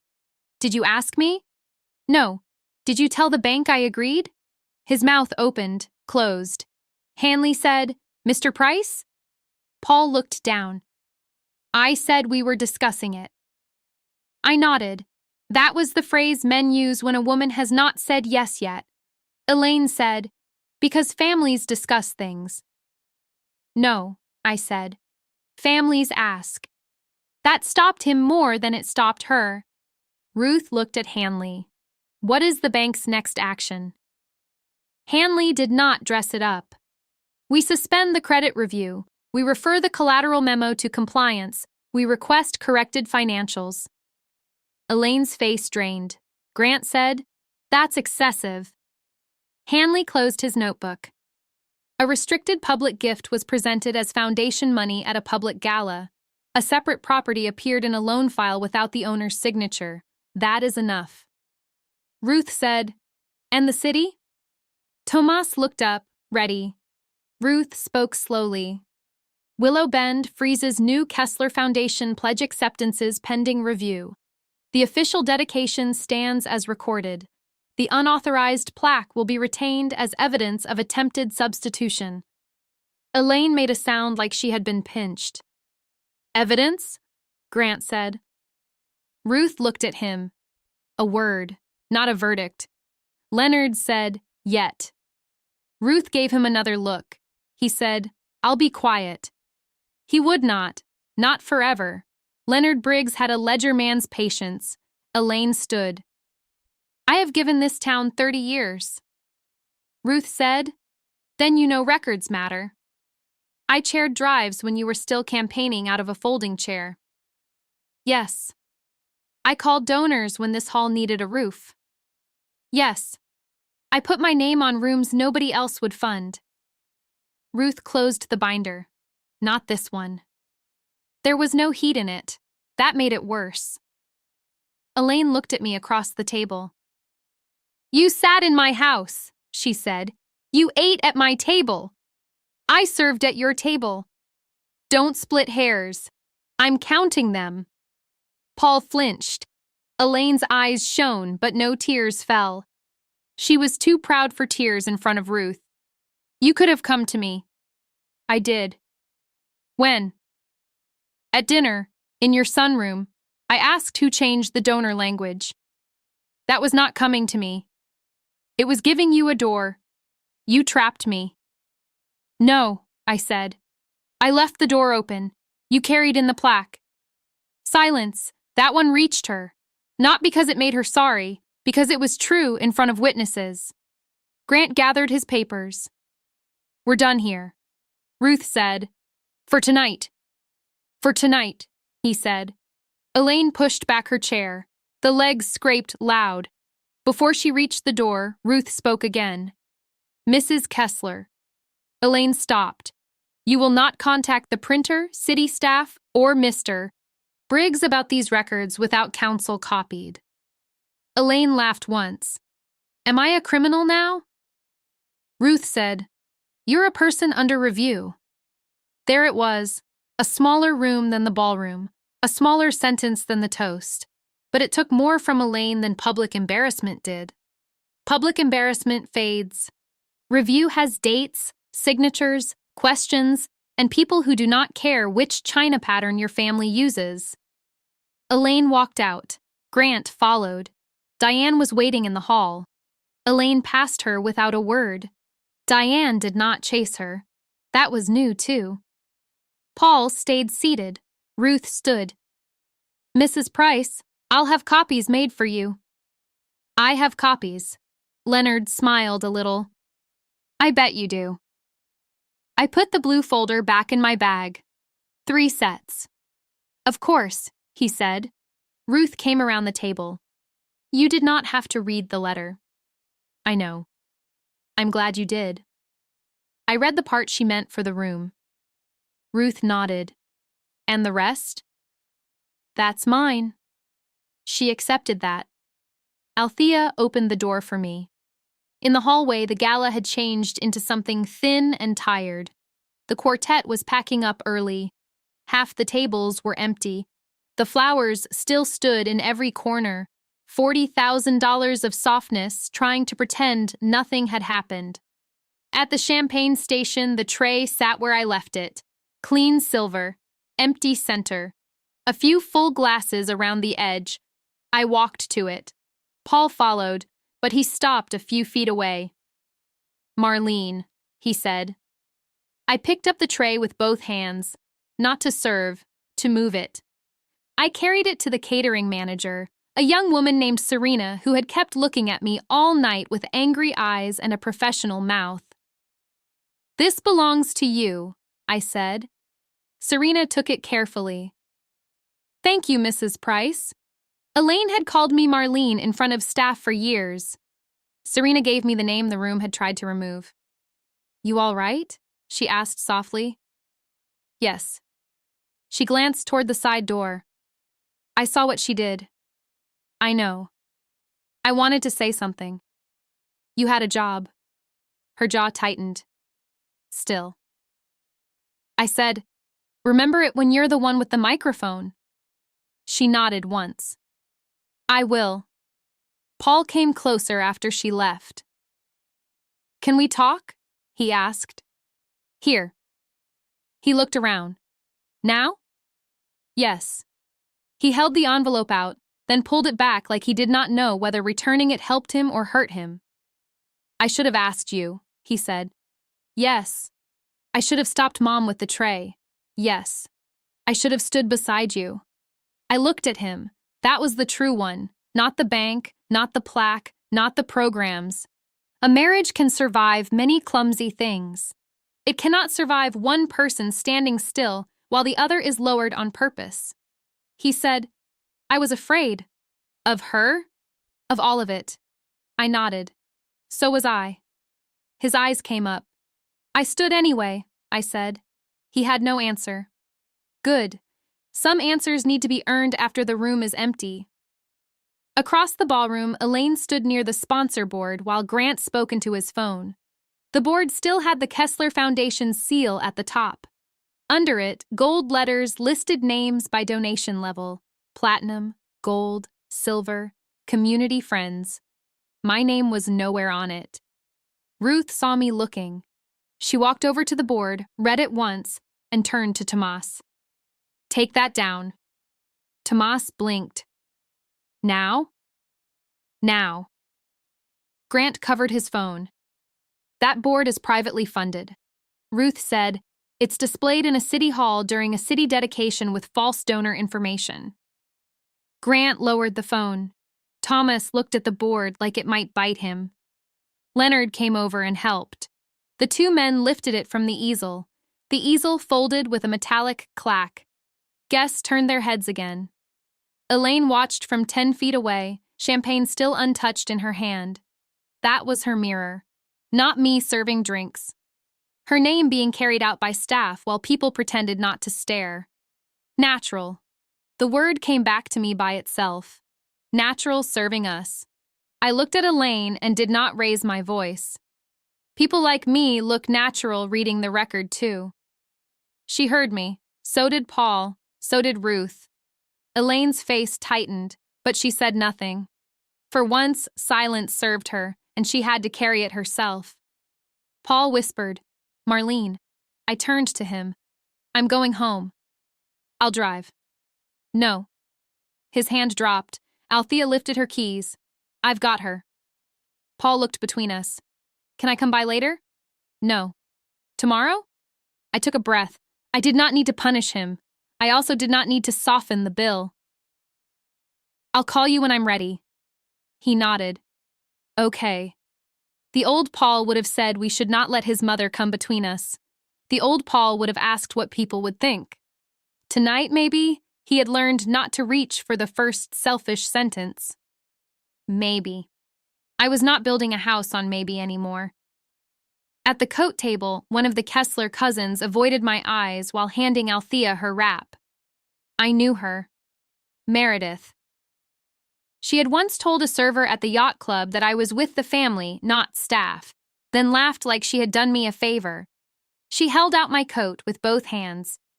"Mrs. Price," she said. I took it. "Thank you." Her face flushed. That was all she got. Outside, Maple Street was damp from a light evening mist. The Civic Hall lights made the sidewalk shine. Across the street, the bank windows were dark, but the First National sign glowed blue over the door. That made me think of East Juniper, my front steps, my mother's old rail, the fuse box with Paul's handwriting still taped inside from the winter he fixed it. Althea unlocked her car. Before I got in, I looked back through the glass doors. Ruth stood near the official plaque, Leonard beside her. Tomas had the binder under one arm and the programs under the other. Elaine was still in the ballroom, but smaller now. Not physically, just placed correctly. Althea said, "You ready?" "Almost." Paul came out then. He did not run. That helped. He stopped under the awning.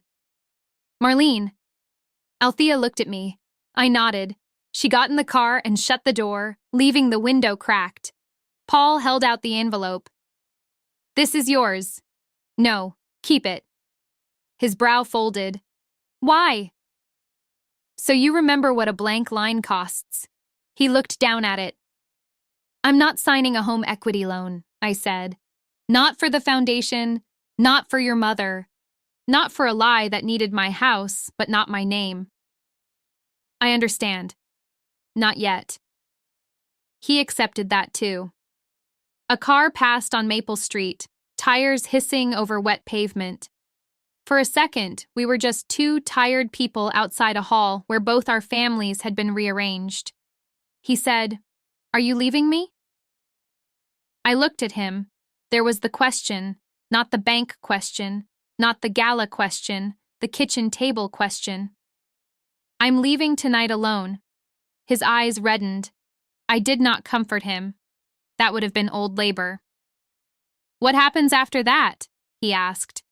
That depends on what you do without me standing there to make you decent. He flinched, but he stayed. Good. I opened the car door. He said, I'll fix this. No. He stopped. You'll tell the truth, I said. Fixing comes later, if it comes. I got into Althea's car and closed the door. She pulled away from the curb slow. Neither of us spoke until the Civic Hall was behind us and the lights of Maple Street gave way to the smaller houses near Juniper. Then Althea said, You hungry? I looked at her. She kept her eyes on the road. Don't look at me like that. You carried a tray all night and never ate. That was true. At 11:23, we pulled into the all-night diner by the tracks, the one with coffee strong enough to hold up a spoon. I ordered eggs, toast, and grits. Althea ordered pie first because she had always believed dessert was a constitutional right. The waitress, Rosa, poured coffee and pointed at my dress. Fancy night? Not anymore, I said. Althea snorted. Rosa glanced at my face, then at Althea's. She knew enough not to ask. Women who work nights learn more from silence than most folks learn from sermons. I wrapped both hands around the mug. Heat moved into my fingers. My phone buzzed. Diane. I let it ring once, twice. Then I answered. Her voice was small. Marlene? Yes. I'm sorry. I closed my eyes for 1 second, not from tears, from fatigue. Diane, I heard one apology tonight. I know. Say what you're sorry for. She breathed in. I helped change the program. I didn't ask enough. I let Mom tell me your name made it complicated. Althea looked at me over her coffee. Diane continued, and I knew that sounded wrong. That's the part, I said. I know. Rosa slid the plate in front of me. The eggs were hot. The toast had too much butter. I wanted to bless her. Diane said, the spare key. I should have used it sooner. You used it. Too late. Late still opened the door. She was quiet. Then she said, Mom says you ruined her. No, I said. I stopped helping her hide. Diane let out a shaky breath. What do I do now? I looked at my plate. I thought of the side room, the binder, her green dress, her shaking hand holding out the key. You tell Ruth the whole printer timeline, I said. You give her the emails. You don't clean them up. You don't explain tone. You give them as they are. Okay. And Diane? Yes? Don't make me your conscience. She went silent, then softer. Okay. I ended the call. Althea lifted one eyebrow. That was generous. No, it was exact. She smiled at that and took a bite of pie. I ate my eggs slowly. My body remembered it had been hungry. The diner clock ticked over the register. A freight train moved somewhere beyond the dark windows, low and steady. My phone buzzed again. This time it was an email from Ruth. Subject line: Official record correction. I opened it. The message was short. Attached were photographs of the official plaque, the donor agreement cover page, and the corrected minutes entry Thomas had drafted. Ruth had copied the city law director, Leonard, and me. No Elaine, no Grant, no Paul. The first line read, The Walker Price Community Wing designation is affirmed. I read it twice. Althea said, Good news? Correct news. Even better. I set the phone down beside my plate. For the first time all night, my hands shook. Not much, just enough to feel the after come through.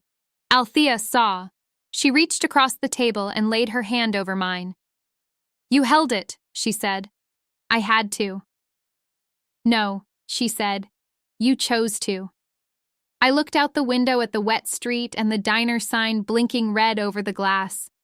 Then I looked back at my phone, at the words Walker Price sitting in a city email where no one could move them with a smile. I'm tired, I said. I know. But I'm not sorry. Althea squeezed my hand. Good. When she dropped me at East Juniper, the house was dark except for the porch light. Paul had installed that light 12 years earlier after I told him the steps were too dim in winter. He had done good things. That was part of the ache. People are harder to leave standing outside yourself when they have once held a ladder steady. I unlocked my door. Inside, the house smelled like lemon oil and the collard greens I had put away before dressing for the gala. My mother's Bible sat on the small table by the hall. Aunt Celia's letter was still in my bag. I did not take off my dress right away. I went to the kitchen, opened the drawer by the stove, and pulled out the folder where Paul had left the bank papers the week before. I placed Ruth's email printout on top of them. Then I took a yellow sticky note and wrote one line, "No signature without truth." I pressed it to the folder. The house was quiet. My phone buzzed on the counter. Paul again. I did not answer. Not because I hated him, because the old version of me would have answered before the second ring, smoothing his fear, explaining my pain in a way he could survive. That woman had carried enough trays. I went upstairs, changed out of the blue dress, and hung it on the closet door instead of hiding it in the laundry. The dress had done its work. So had I. Before bed, I opened Aunt Celia's letter one more time. The page was soft at the folds now. Her handwriting still stood strong. Quiet money still has a voice when the right woman carries it. I touched the line once. Then I put the letter back in the blue folder, laid the folder on my nightstand, and turned off the lamp. In the dark, my phone lit up again. This time the message was from Ruth. Finance Committee, 9 tomorrow. Public record portion only.